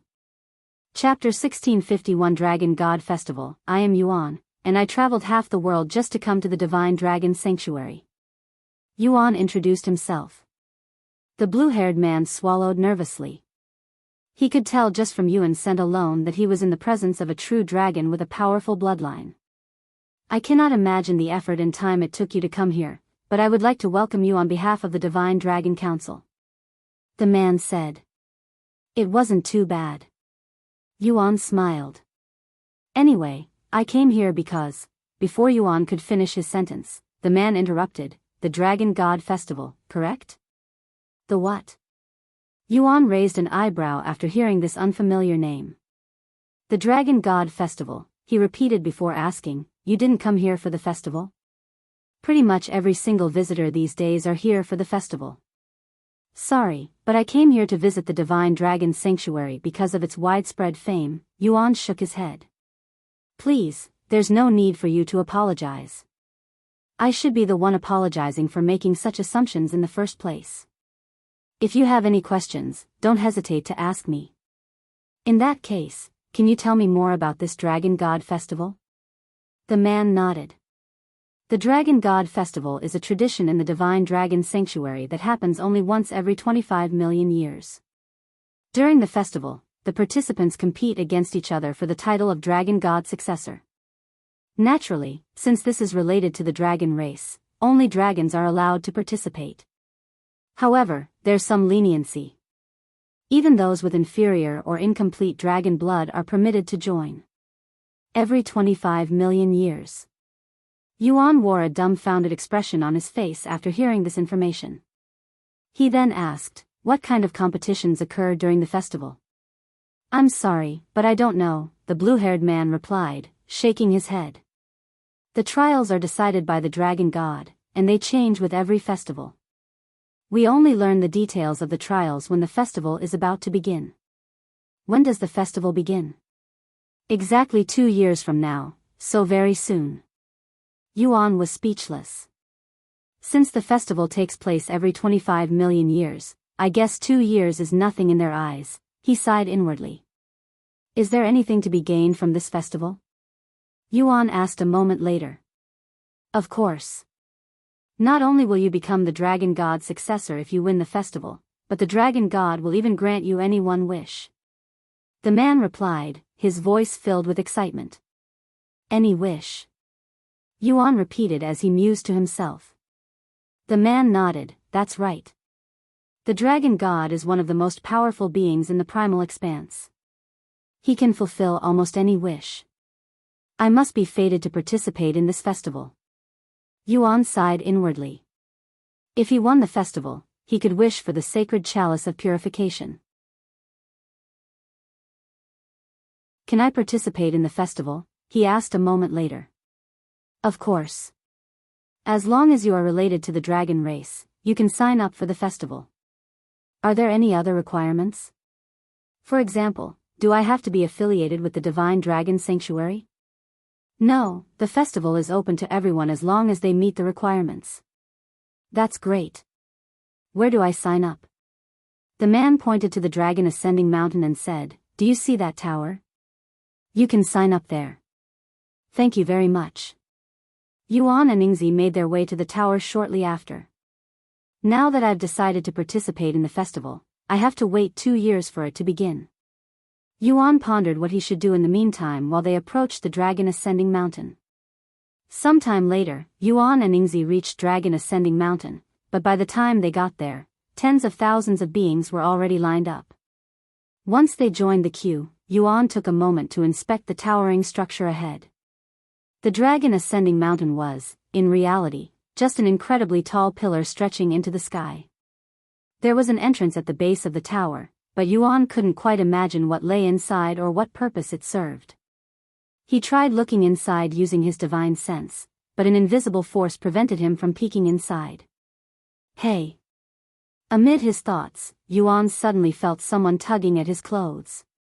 He turned to look at Yingzi, who was staring at him. "I want to eat the rest of my meat skewers," she said. "All right." Yuan pulled out a handful of meat skewers and handed them to Yingzi. The rich, savory scent of the skewers immediately filled the air, catching the attention of everyone in line and even those nearby. Heads turned, and whispers spread as the aroma quickly became the center of attention. "What is that smell?" My mouth became watery after a single whiff. "It's coming from the back of the queue. Look at those meat on sticks in that little girl's hands. What kind of meat is that?" "I've never smelled anything so delicious before," someone exclaimed, their voice filled with astonishment. The crowd murmured in agreement, their eyes fixed on the food in Yingzi's grasp. "Hey! What the fuck are you trying to pull here?" An irritated voice suddenly roared, cutting through the chatter. Yuan shifted his gaze to the man standing directly in front of them in the queue. The man's expression was tense, clearly agitated by something, and his eyes flicked toward Yuan and Yingzi with clear frustration. "What do you mean?" Yuan calmly inquired. "You know what I mean. Why would you pull out something like that without considering your place and situation? Or are you trying to start something on purpose?" "It's just food," Yuan said with a seemingly innocent expression on his face. "Well, it's causing a commotion. Unless you share it with the rest of us, get it out of our faces." "What kind of logic is that?" "I don't see why we need to share it with you." Yuan shook his head and said, "You're the one causing a commotion here.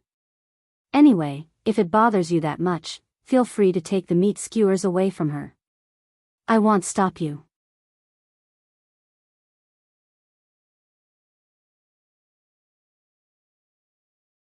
Chapter 1652 Dragon Princess Meihui. Chapter 1652 Dragon Princess Meihui. The man glanced at Yingzi, only to be met with a fierce, piercing glare that sent chills through his entire body. Instinctively, he knew that if he dared to make a move for the meat skewers in her hands, it would lead to a swift and terrible demise. Her lack of presence, is she a shadow dweller? The onlookers pondered Yingzi's identity. After chewing and swallowing the meat in her mouth, Yingzi spoke out loud, "I'm willing to exchange my food." "Really?" The man was pleasantly surprised, and his opinions of shadow dwellers slightly improved. However, Yingzi continued, "In exchange for one skewer, I will have your life." Not just the man before her but even Yuan and the other onlookers reacted with bafflement. "Why you crazy little bitch? I'm gonna fucking kill you."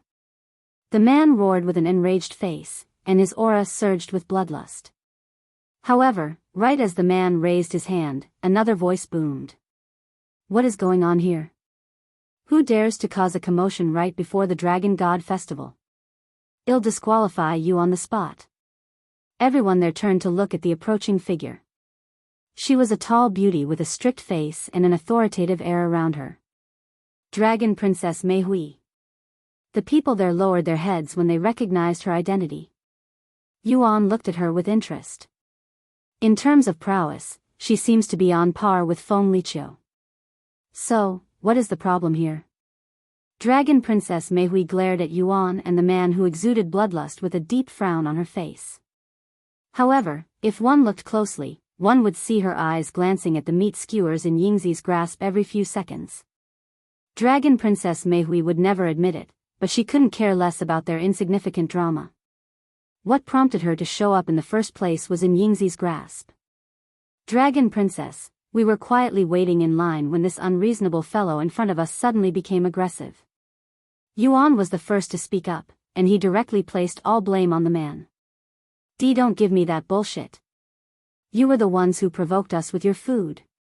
The man hastily refuted. Yuan shook his head and said, how did we provoke you with our food? I don't recall dangling them in front of your nose and provoking you. Or were you so enticed by the scent that you became offended? Either way, my friend was minding her business when you started yapping about sharing our food without providing any logical reason, and then you got angry when she refused. Yuan turned to look at the Dragon Princess with an apologetic smile. Although it wasn't our intention, it is true that our food was the main cause for the commotion. I hope you can forgive us. Before the Dragon Princess could even open her mouth to respond, Yuan retrieved a handful of meat skewers and shoved them toward her. Please accept our apology. Silence filled the atmosphere while the onlookers were shocked by the implications behind Yuan's actions. That bastard has the audacity to bribe the Dragon Princess so openly? The Dragon Princess stared at the meat skewers with a somewhat dazed face. When she snapped out of it a moment later, she cleared her throat and spoke, is that so? Don't worry about it. Since eating here is not a crime, you are not responsible for what happened. She turned to look at the man with narrowed eyes and continued, I will only give you a warning. If you continue to make a scene, I will disqualify you from the festival. I understand. I will not disappoint the princess a second time. The man didn't dare to argue back and responded with his head lowered. Then I will take my leave. Just as the Dragon Princess turned to leave, Yuan spoke again, his tone calm but firm. You haven't accepted my apology yet, princess. He was referring to the meat skewers that were still in his grasp. The Dragon Princess instantly halted her movements, but her eyebrows were twitching. If you really don't want it, I'll take them back. As Yuan began pulling his arms back, she turned back to Yuan and swiftly accepted the meat skewers. If you insist, I will accept it, she said in a somewhat bashful voice. After accepting the skewers, the Dragon Princess wasted no time and immediately took a bite. The moment the flavors hit her tongue, her eyes widened in surprise and delight, clearly caught off guard by how delicious the food was. Oh my, this is so delicious. What kind of meat is this? The Dragon Princess inquired after swallowing. Chicken. What is that? The Dragon Princess raised an eyebrow in puzzlement as she moved on to the next skewer. It's a kind of bird. Like phoenixes?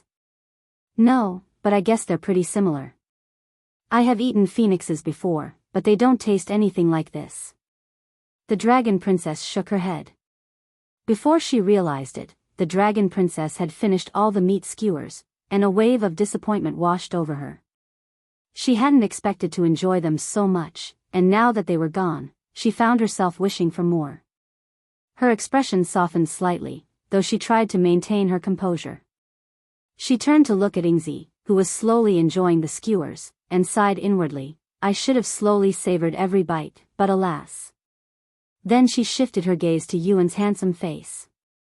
After a moment of silence, she cleared her throat and said, thank you for the food. It was amazing.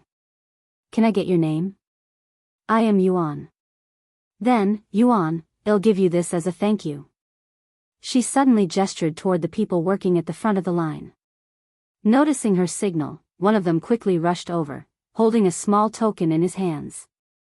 This token verifies that you are a participant in the Dragon God Festival. Dragon Princess Meihui grabbed the token and handed it to Yuan. With this, you won't need to wait in line anymore. Yuan gladly accepted the token. Thank you.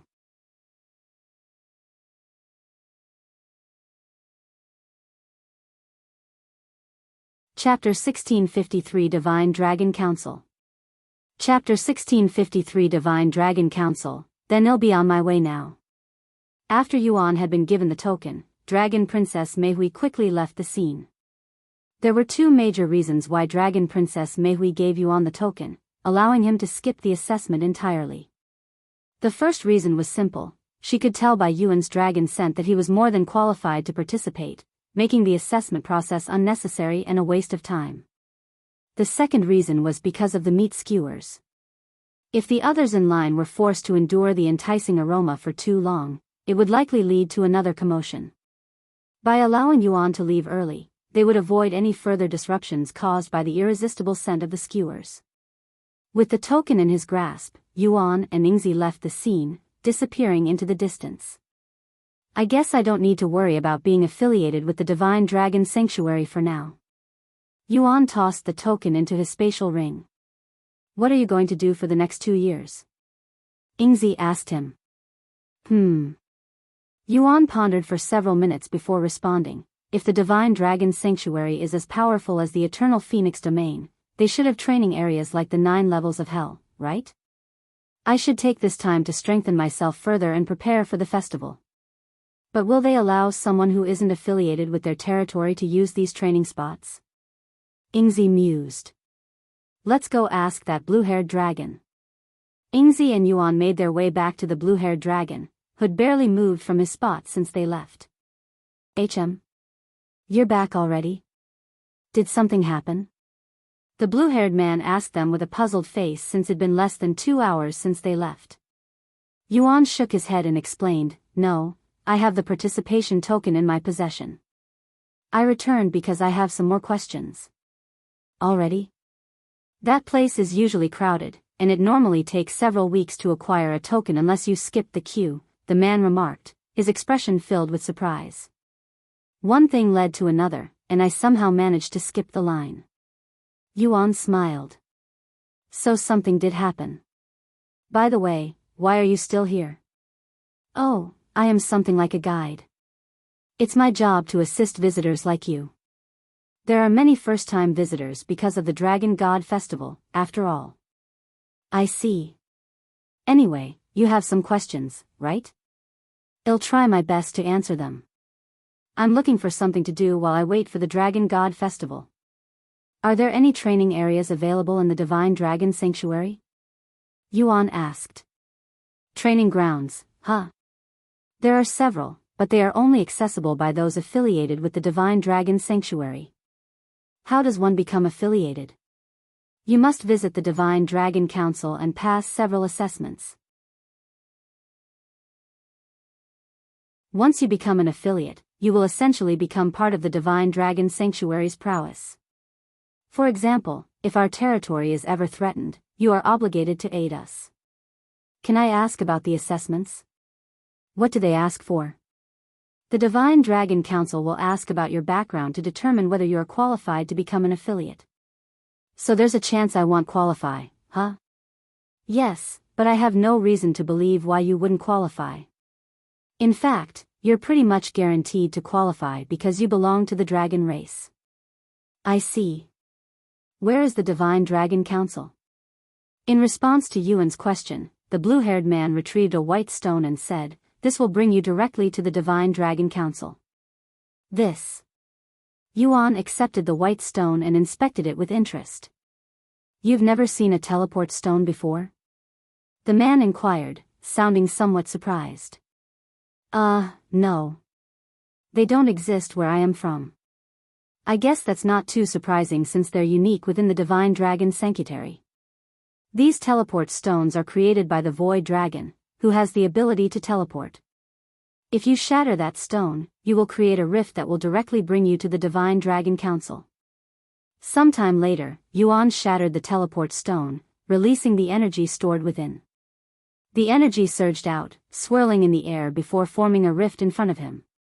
The rift will disappear after 10 seconds. The man quickly warned him. Thanks for your help again. Yuan said to him before jumping into the rift, followed by Yingzi. Upon emerging from the rift, Yuan found himself standing before a majestic pagoda, its intricate design far surpassing the one he had seen at Phoenix Ascendancy Plateau. The towering structure was adorned with elaborate carvings and shimmering details, exuding an air of ancient power and significance. Its grandeur made it clear that this was a place of great importance. Just like the dragon ascending mountain, there was a huge line waiting to go inside the pagoda. Fortunately, the line isn't as long. Moreover, it's moving much faster, Yuan thought to himself as he entered the back of the line. As they waited in line, Yuan listened to the conversations around them. Hopefully I qualify as a divine dragon warrior. That would make life much easier in the divine dragon sanctuary. Unless you are a dragon or have a master-level bloodline, it's near impossible to become a divine dragon warrior. I'll be satisfied with just being affiliated with the divine dragon sanctuary, since having a higher rank also means having more responsibility. So what if I have more responsibility? Only divine dragon warriors are allowed to use their training grounds, and that is my sole reason for coming here. After overhearing the nearby conversation, Yuan began to wonder if being affiliated with the Divine Dragon Sanctuary was similar to joining a faction in the Nine Heavens, since there appeared to be ranks amongst those affiliated. I need to become at least a Divine Dragon warrior to use their training grounds, huh? Yuan mused inwardly. Sometime later, he looked at Yingzi and asked, "Are you also going to become an affiliate?"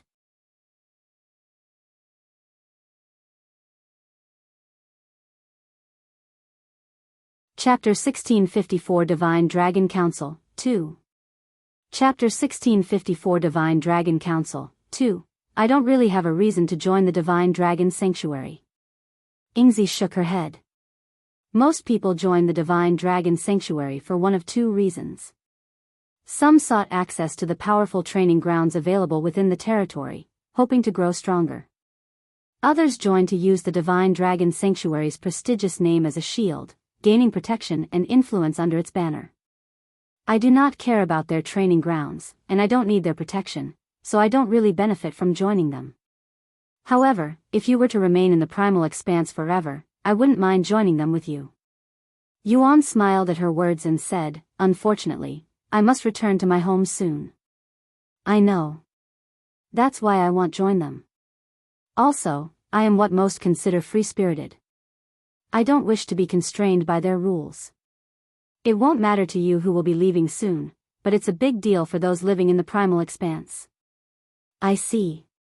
After a moment of silence, Yuan spoke again, "This just crossed my mind, but do shadow dwellers also have their own territory?" She nodded, "We do. It's a small and remote territory somewhere in the hollowed expanse, where sunlight doesn't exist." Yuan's eyes widened at this information, and he said, "I know of the hollowed expanse. But I never got the chance to see it for myself for the same reasons I didn't visit the Divine Dragon Sanctuary." The primal expanse was composed of many smaller regions, each with its own distinct environment, power structures, and unique inhabitants. These regions varied greatly, from fiery domains to shadowy realms. One such region was the hollowed expanse, a world shrouded in eternal darkness, where no sunlight ever touched the land. The creatures and powers that thrived there were adapted to the shadows, such as the shadow dwellers. Since shadow dwellers are born from shadows, most of them originated from the hollowed expanse. In this realm of eternal darkness, the lack of sunlight and the pervasive gloom created the perfect conditions for these beings to come into existence. "What kind of place is the hallowed expanse?" Yuan asked a moment later.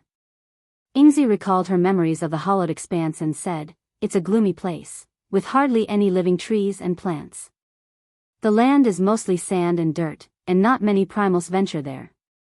If we want food, we have to leave the region." Based on Yingzi's description, Yuan imagined the hollowed expanse as a vast desert, barren and desolate, where it was always nighttime. "That's why I left the hallowed expanse in the first place, even if it means weakening myself," Yingzi continued. Since shadow and darkness were the sources of shadow dwellers' power, they preferred to stay in the darkest places, where their abilities were at their peak. For Yingzi, leaving the hollowed expanse, the darkest place in the primal expanse, significantly weakened her. The line moved quickly as they chatted, and before Yuan realized it, they had reached the front, now standing directly in front of the towering pagoda. Whenever someone exited the pagoda, it was immediately clear whether they had succeeded or not. Those who had a badge pinned to their chest wore expressions of pride or relief, while those without a badge left empty-handed, often looking disappointed or frustrated. Eventually, it was Yuan's turn. Noticing the woman standing by the entrance beckoning toward him, Yuan stepped forward and approached the pagoda. "You can wait for me out here," Yuan said to Yingzi as he left. Sometime later, Yuan entered the first floor of the pagoda. The interior was modestly decorated, with minimal furnishings. At the far end of the room, a young man sat behind a desk, his posture relaxed. When the young man noticed Yuan's scent, he raised an eyebrow and asked in a surprised tone, "What dragon bloodline do you have?" "My dragon bloodline." Yuan swallowed nervously. Fortunately, had prepared for this question. "I'm an azure dragon." When Yuan considered his identity as a dragon, his first thought was to claim he hailed from the Shi family's heritage. However, he quickly realized that he had never actually learned the name of their bloodline. In the end, he used the azure dragon's name. "An azure dragon?" "That can't be right," the young man replied, his brow furrowing in doubt. "I can tell by your scent alone that you come from a much more prestigious bloodline. Are you trying to hide your identity?" "Why?" "If you want to become affiliated with our divine dragon sanctuary, you must tell us the truth. We don't accept those with ulterior motives." "I didn't think he would see through me so easily." Yuan sighed inwardly. He responded a moment later, "Actually, I don't know my race. I was abandoned when I was young, and the ones who accepted and raised me were azure dragons."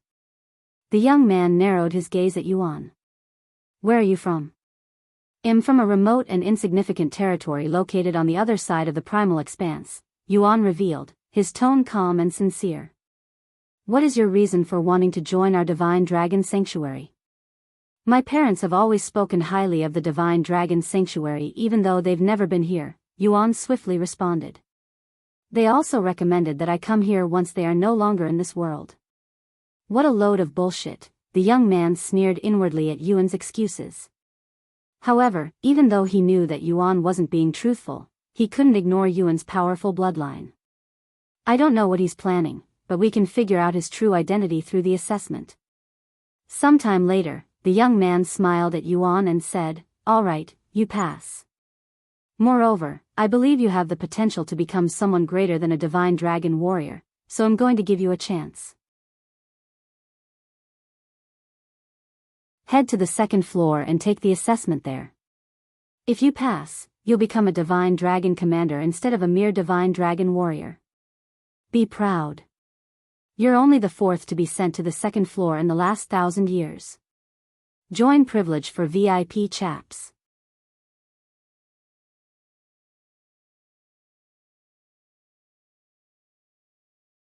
Chapter 1655 Divine Dragon Council, 3. Chapter 1655 Divine Dragon Council, 3, huh? That's it? Yuan thought, surprised by how easy the process had been. He had expected the assessment to be much more difficult and strict, but in reality, it had turned out to be far simpler than he had anticipated. "Then he'll head to the second floor now." Yuan gave the young man a slight bow before approaching the spiraling staircase by the wall. Several moments later, Yuan stepped onto the second floor.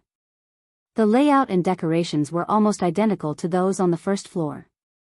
At the other end of the room, a middle-aged man was slumped over a desk, seemingly asleep. His posture was relaxed, and his soft, rhythmic breathing filled the otherwise quiet room. Yuan didn't say anything and approached the desk. Suddenly, without opening his eyes, the middle-aged man spoke. "It's been 200 years since someone was sent up here." A moment later, the man slowly opened his eyes and sat up, his calm gaze immediately locking onto Yuan.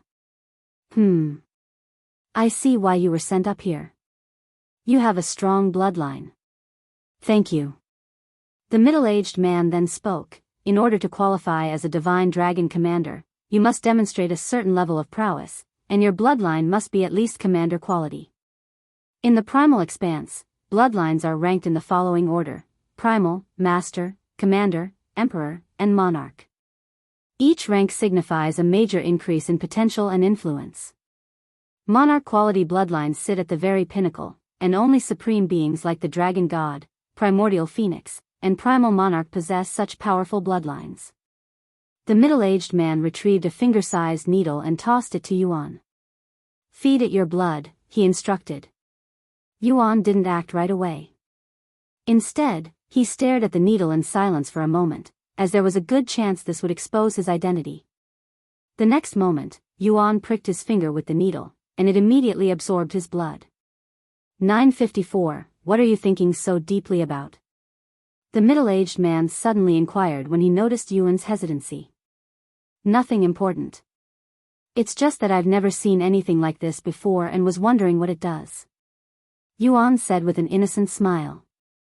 Where did you come from to have never seen that before? It tests the quality of your bloodline. The middle-aged man briefly explained. I see. The next moment, Yuan pricked his finger with the needle, and it immediately absorbed his blood. Once the needle had consumed enough of Yuan's blood, it began to glow faintly with a green light. In a matter of moments, the color shifted rapidly from green to blue, then to red, before finally settling into a glistening silver. The middle-aged man's eyes widened with shock. Cue quickly. Let me see it. He hastily urged. Yuan nodded and gave the needle to him, who inspected it with a serious expression on his face. My eyes are not deceiving me. You actually have an emperor-quality bloodline. The middle-aged man stood up and shifted his gaze from the needle to Yuan, his eyes burning with excitement. What sort of bloodline do you have? Yuan was inwardly relieved that the needle only revealed the quality of his bloodline and nothing more. I don't know, he responded a moment later. What do you mean by that? I grew up without my parents. Is that so? The middle-aged man muttered, his tone laced with skepticism as he eyed the glowing needle. While he clearly doubted Yuan's background, he didn't outright deny it either. After all, given how chaotic the primal expanse was, Yuan's claim was entirely possible, even common. In a realm where powerful bloodlines often mingled and mysterious origins were not unheard of, the idea of someone like Yuan emerging from obscurity wasn't out of the question. Alright, you passed this assessment. Congratulations, you're the second to pass the second floor in the last 1,000 years. What about assessing my prowess? Yuan asked. You'll be doing that on the next floor. Although your cultivation is lacking, I don't doubt you have immense potential as someone with an emperor-quality bloodline, so there's a very good chance you'll qualify as a divine dragon commander even if you fail the next assessment. Alright. Then you'll head to the next floor now. Shortly after Yuan left the second floor, the middle-aged man noticed the needle was still glowing. That's strange. Why is it still active? Right as he muttered these words, the needle abruptly changed colors again. This is, he gasped, his face pale with shock. He dropped the needle and stumbled backward, falling onto his buttocks. The silver needle was now glowing a brilliant golden color. A golden glow. He whispered in disbelief, fully aware of the significance of such a sight. No, this can't be possible. The middle-aged man shook his head in disbelief before staring at the golden needle for a moment longer.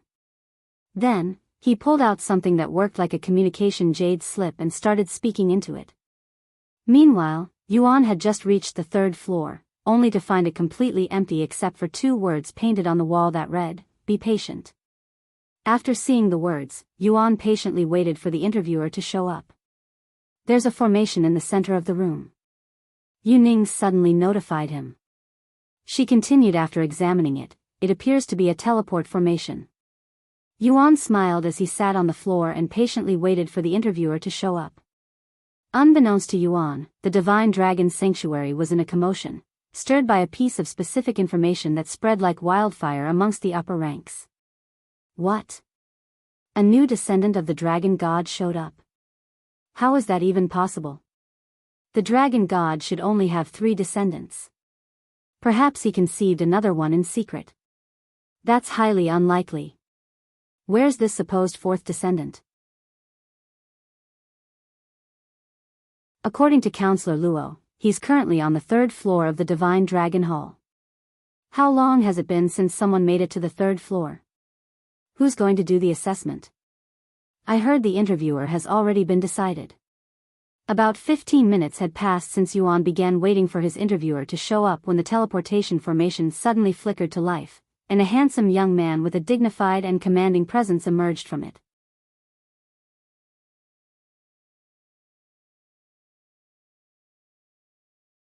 Chapter 1656 Long Yejun. Chapter 1656 Long Yejun. After appearing on the 3rd floor, the handsome young man approached Yuan with a calm smile. Hello. I hope you didn't wait too long. Yuan quickly stood up and said, No, I didn't.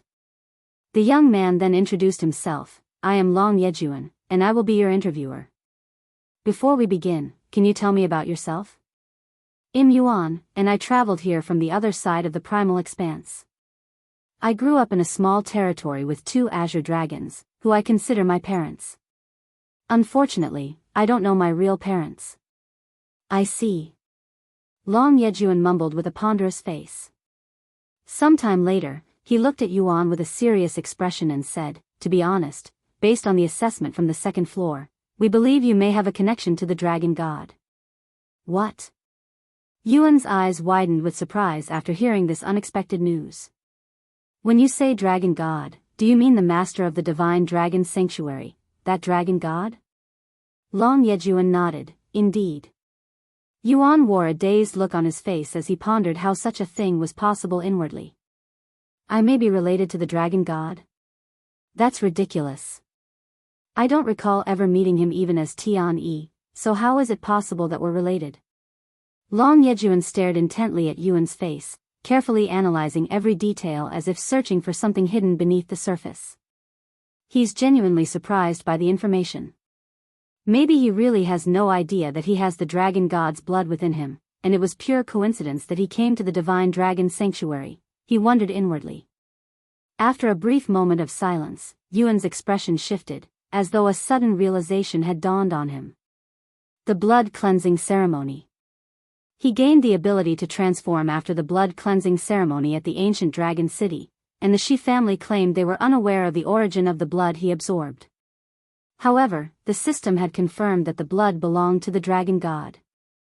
That expression, did you remember something? Long Yejun inquired with a slight smile on his face.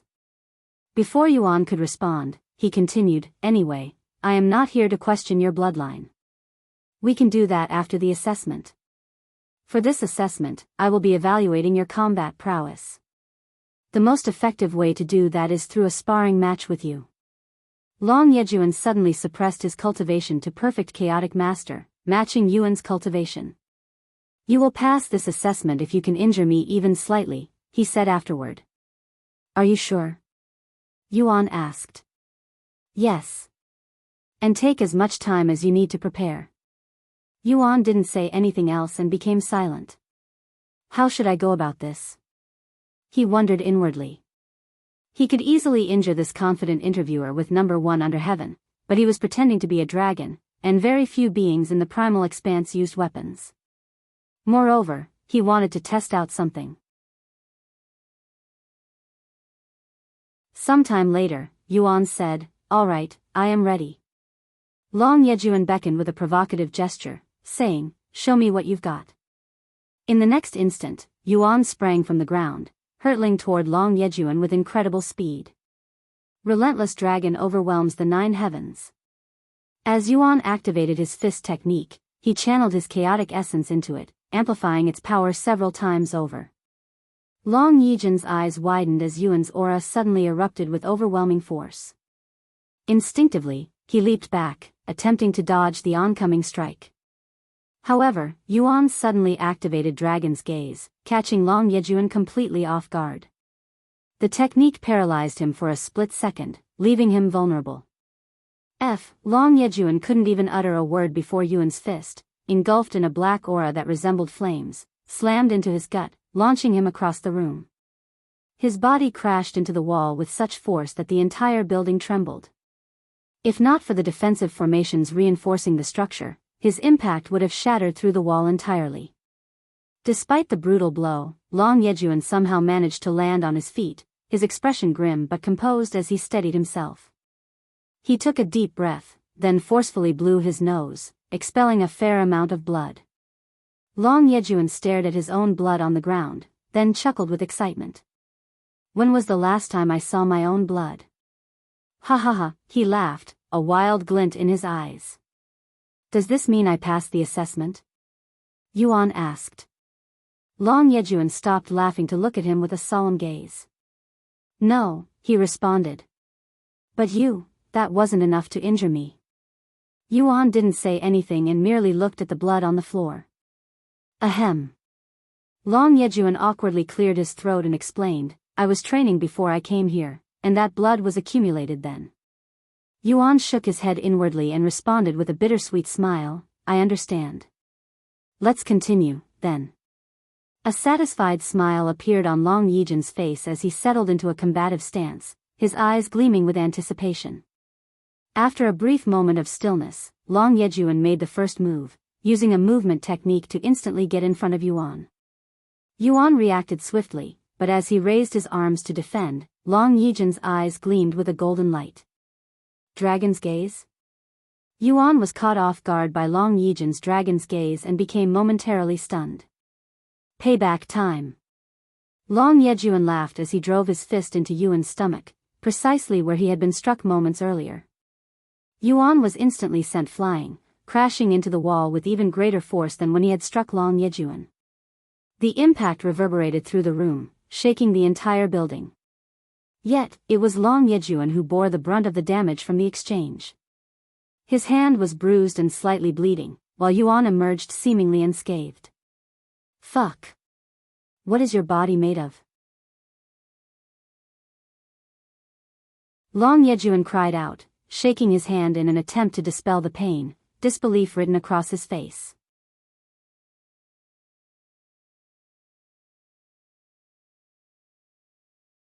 Chapter 1657 Endless Arena. Chapter 1657 Endless Arena. Although Yuan appeared unscathed on the outside, he hadn't emerged from the exchange completely uninjured.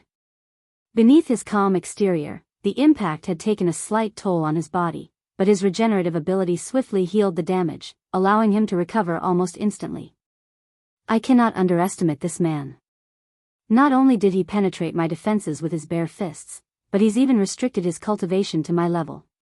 Yuan stared at Long Yejun with a sharp gaze. Unbeknownst to him, an excited smile crept onto his face, giving him a fierce and almost vicious appearance. When Long Yejun saw Yuan's expression, he also grinned excitedly, I see. So you're just like me. This is going to be fun. Ha ha ha. However, this place is too small and restrictive for us to really go all out. Long Yejun tossed a teleport stone to Yuan and said, let's change our location to somewhere more suitable. Before Yuan could even respond, Long Yejun crushed his own teleport stone and disappeared from the room. Yuan didn't think too much about it and also crushed the teleport stone the next moment. After being teleported, Yuan found himself in a vast land that seemed to have been artificially flattened. The ground was smooth and level, resembling the surface of a grand arena prepared for battle, and it stretched endlessly toward the horizon, its sheer size almost overwhelming. Welcome to the endless arena, Long Yejun said, gesturing to the vast expanse around them. This is the largest arena in the Divine Dragon Sanctuary, spanning over 100,000 miles. We won't have to worry about slamming into walls and whatnot here. Whenever you're ready. Long Yejun gestured to Yuan a moment later. After a moment of stillness, Yuan made the first move. However, this time, Long Yejun had no intention of letting Yuan land a hit so easily and swiftly countered with a move of his own. When they clashed, a powerful ripple surged through the arena, as if two colossal mountains had collided, sending shockwaves across the vast expanse and shaking the ground beneath them. Each of their punches was so powerful that it generated a fierce gust of wind, while every kick unleashed small windstorms, the sheer force of their battle reshaping the air around them. In addition to their fists and legs, they also unleashed Dragon's Gaze on each other whenever possible. However, now that they were both fully aware of each other's capabilities, neither of them was caught off guard, skillfully countering the other's dragon's gaze with their own. How is he canceling out my dragon's authority? Long Yejun thought in disbelief. Even though I've suppressed my cultivation, my soul strength should still be vastly superior. Meanwhile, Yuan was focusing all his efforts on breaking through Long Yejun's mental defenses, but no matter how hard he tried, he found himself unable to penetrate them. We're pretty evenly matched at this moment, but neither of us is truly going all out. Since it was rare for Yuan to encounter an opponent equal in strength, he took this moment to savor the fight. In fact, he had already forgotten about the assessment entirely, lost in the thrill of the battle.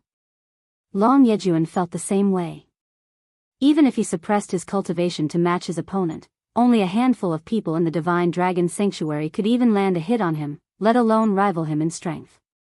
What was your name again? Long Yejun suddenly asked. Yuan. Allow me to introduce myself again. I am Long Yejun, a descendant of the Dragon God. Since you also have the Dragon God's blood in you, that makes you my younger brother. How many children does the Dragon God have? Yuan asked as they continued fighting. We always thought there were only 3 of us, but with your sudden appearance, there are now 4 of us. I am the second eldest. The second eldest, huh? No wonder why you're so strong. Yuan laughed out loud. If I am strong, what are you, the youngest? Your cultivation may be low, but your prowess does not match your cultivation in the slightest, being several realms stronger. Just to fight with you on an equal footing, I had to increase my cultivation to intermediate chaotic commander. Long Yejun admitted that had increased his cultivation just to match Yuan's prowess. As Yuan and Long Yejun continued their intense battle, nearby beings began to take notice. Given the vast size of the endless arena, it was common for multiple individuals to use it simultaneously, typically without paying attention to others. However, the sheer ferocity of Yuan and Long Yejun's fight was impossible to ignore, compelling onlookers to steal glances and witness the spectacle unfolding before them. Huh? Isn't that Prince Yejun? Who is his opponent? I don't recognize him. But he's fighting with Prince Yejun on equal footing while having a lower cultivation. What in Dragon God's name is going on? One of the onlookers exclaimed in disbelief, unable to comprehend how someone could rival Long Yejun, a descendant of the Dragon God. Wait a second. I heard rumors about a 4th descendant showing up very recently. Is that him? The Dragon God's 4th descendant looks extremely promising. He might even rival the eldest, that tyrant. Impossible. Nobody can rival that tyrant, who is the closest to reaching the Dragon God's prowess. Anyway, Prince Yejun is obviously holding back. If he became serious, the 4th won't be able to fight back. I wouldn't be so sure about that. It seems to me the 4th is also holding back. Time will tell. More and more people began showing up at the endless arena to watch Yuan and Long Yejun's fight once word of it spread. As the fight progressed, both Yuan and Long Yejun grew more serious, gradually revealing more of their true strength. That should be enough for a warm-up. Let's get serious now. Long Yejun suddenly stopped fighting and said. Fine by me. Yuan nodded, agreeing with him.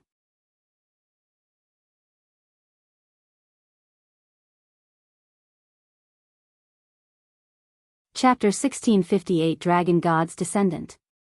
Chapter 1658 Dragon God's Descendant. Yuan and Long Yejun silently stared at each other, seeming waiting for the other to act first. If you're not going to move first, then allow me to. Long Yejun suddenly began transforming. His aura erupted like a volcano, and scales began appearing all over his body. Furthermore, a golden mask that was shaped like a dragon's face materialized on Long Yejun's face, giving him a fearsome presence. Seeing this, Yuan used God of War's astral arts, but he restricted the avatar's size to be only slightly larger than his own body. What is that? Long Yejun murmured, staring at the avatar with awe and intrigue, as had never seen a technique like that before. It was not just Long Yejun. The onlookers were also baffled by God of War's astral arts, a unique technique unlike anything they've seen before. Why are you just standing there? Let's go. Yuan made the first move a moment later when Long Yejun only stood there in silence. Long Yejun quickly snapped out of his daze to block Yuan's strike before countering with his own. Long Yejun's speed and power had significantly increased since his transformation. As for Yuan, not only did he become stronger, but he also grew another pair of arms, allowing him to attack more frequently. After their power-up, each of their punches and kicks would create powerful windstorms and cause violent earthquakes. What is going on here? A new onlooker showed up after being attracted by the commotion. Princess Meihui. The others bowed to her after recognizing her. The Dragon Prince is currently sparring with the fourth Dragon God Descendant. Someone filled her in on the situation. Huh? My brother? And what do you mean fourth Dragon God Descendant? Dragon Princess Meihui raised her eyebrows in a puzzled manner. This was her first time hearing this news. You haven't heard? This person managed to reach the second floor of the Divine Dragon Council, and when his bloodline was tested, it was revealed he had the Dragon God's blood within him. It's been spreading around like crazy. This is my first time hearing about it. Princess Meihui shook her head. She narrowed her focus at the figure fighting with her brother, Long Yejun. When she saw Yuan's face and recognized him, her eyes widened with shock. He's the fourth Dragon God Descendant? No way, she exclaimed. What? You know him? We've met and even spoken very recently. However, I can't say that I know him.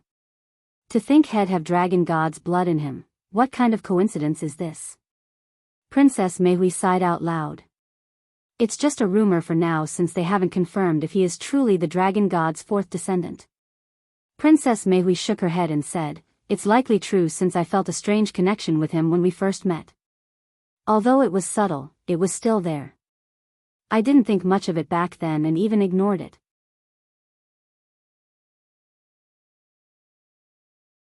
No way, so he might really be the fourth Dragon God's descendant? The others were speechless. In the Divine Dragon Sanctuary, those who were affiliated followed a strict ranking structure. This hierarchy determined not only status but also privileges and responsibilities, with higher-ranked individuals holding greater authority and access to powerful resources, while the lower ranks strove to prove themselves worthy of advancement. The majority of affiliates within the Divine Dragon Sanctuary do not possess a rank, making even the lowest rank a position of immense authority. The lowest rank within the Divine Dragon Sanctuary was the Divine Dragon Warrior, entrusted with maintaining order within the territory. They also served as the first line of defense and enforcers of the territory's peace. Above them were the Divine Dragon Commanders, responsible for leading and directing the Divine Dragon Warriors. They were akin to generals in the military. Only 100 Divine Dragon Commanders existed in the Divine Dragon Sanctuary, while hundreds of thousands of Divine Dragon Warriors exist. The next and highest attainable rank was the Divine Dragon Council. Comprised of fewer than a dozen individuals, the members of the council wielded the greatest authority within the Divine Dragon Sanctuary, second only to the Dragon God and his descendants. They were entrusted with making crucial decisions and overseeing the sanctuary's most important matters. Although the Divine Dragon Council was the highest rank, there was a rank even higher than them, reserved only for the Dragon God's offspring, the Dragon God's descendants. Has the Dragon God commented on the situation? Princess Meihui asked the ones around her. No, but the Dragon God should have been notified already. Meihui looked toward the sky and mumbled, Father. Yuan and Long Yejun continued their battle for 2 days straight without a moment of rest. Both had long forgotten about the assessment, fully absorbed in the thrill of the fight, pushing each other to their limits as they exchanged relentless blows. Neither seemed willing to back down, their stamina and determination seemingly boundless. You're really something, Yuan. I haven't been entertained to this extent in a very long time. However, I can tell that you're still holding back. Show me everything you've got. Are you sure? Don't complain if you get hurt. Ha ha ha. Of course. I won't complain even if you kill me by accident. Long Yejun laughed out loud. Then allow me to show you my true strength. Yuan's aura suddenly surged, transforming into something more refined and razor-sharp, resembling the cutting edge of a sword. Long Yejun halted his movement and even subconsciously backed away from Yuan after sensing his enhanced sword aura. What is that power? Long Yejun muttered in astonishment. Everyone watching was equally bewildered by Yuan's sword aura. The sharp, otherworldly energy left them in awe, unable to comprehend its origin or nature. I am not done yet. After releasing his enhanced sword aura, Yuan imbued it with his chaotic essence. Boom! The sword aura instantly intensified several times, almost reaching the realm of supreme sword aura in terms of prowess.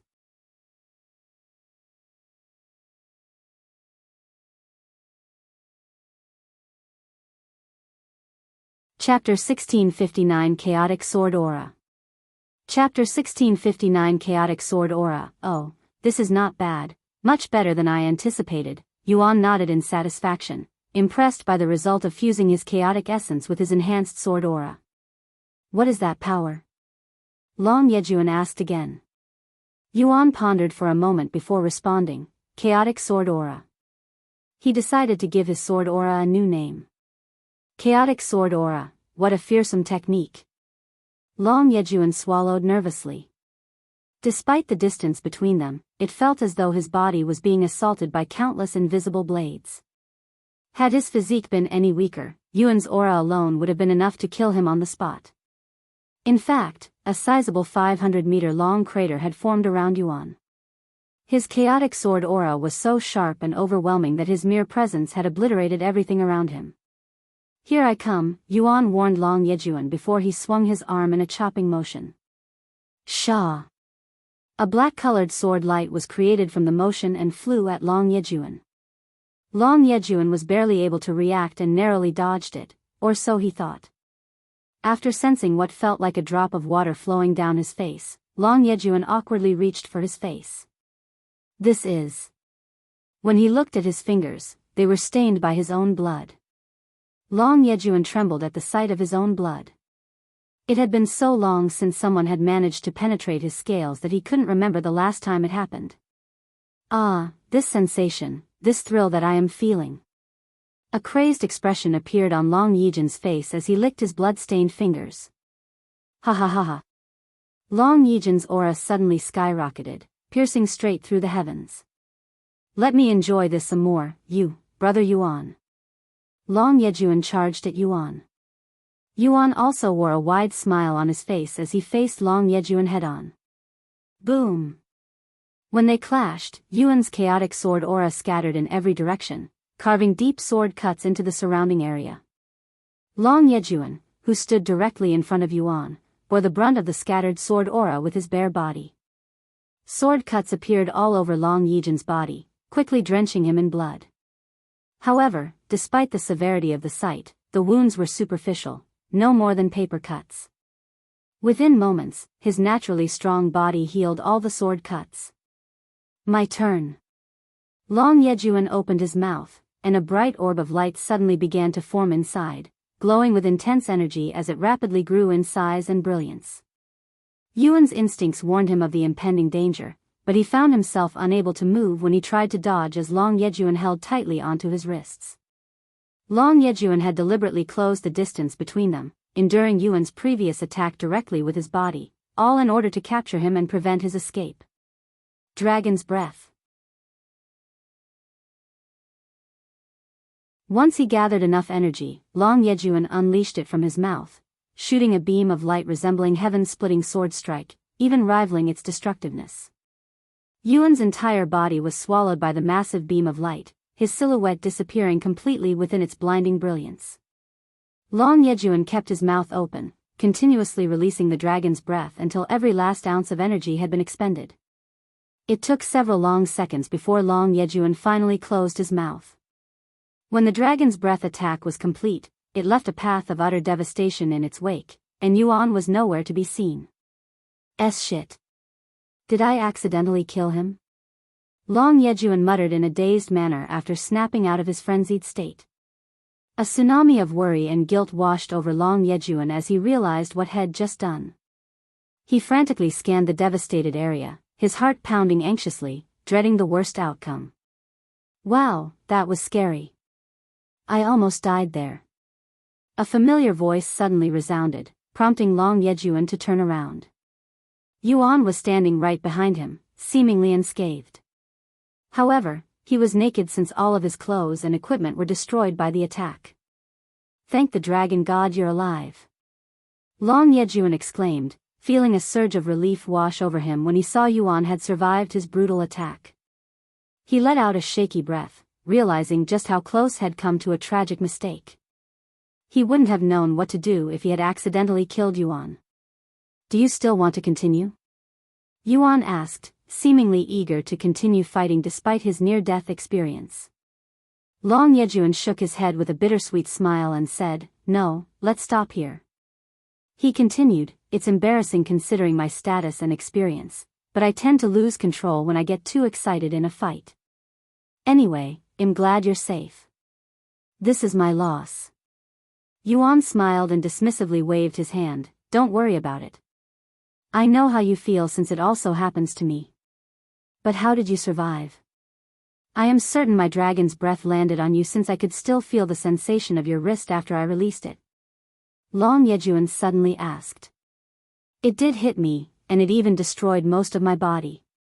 "What? But you look perfectly fine." "I'm quite confident in my regenerative abilities." Yuan smiled. Although Long Yejun was too preoccupied to see it, the onlookers had witnessed Yuan reconstructing his entire body from a single cell, which left them all astonished, even terrified. Sometime later, Yuan retrieved the golden dragon robe and wore it. "Thank the heavens I didn't wear this during the battle, or it would have been destroyed." Yuan sighed inwardly. Unfortunately, the rest of Yuan's equipment had been utterly obliterated by Long Yejun's dragon's breath. Among the losses were the treasured armor and boots that had once belonged to the evil god, which he had only recently acquired.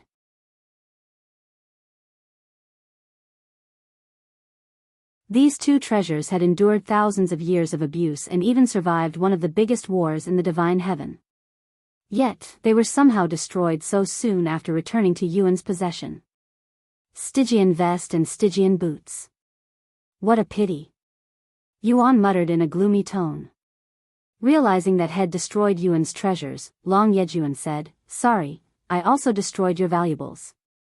"It's fine. At least they were destroyed in a battle. They were also quite old and worn out, anyway." "No, it's not fine. I will compensate you fully. I promise." Long Yejun said with a heartfelt face. Yuan nodded, acknowledging his sincerity. You're tuning into the Biyao's Wuxia Chronicles YouTube channel. Don't forget to subscribe and join us on this journey to catch the most captivating stories.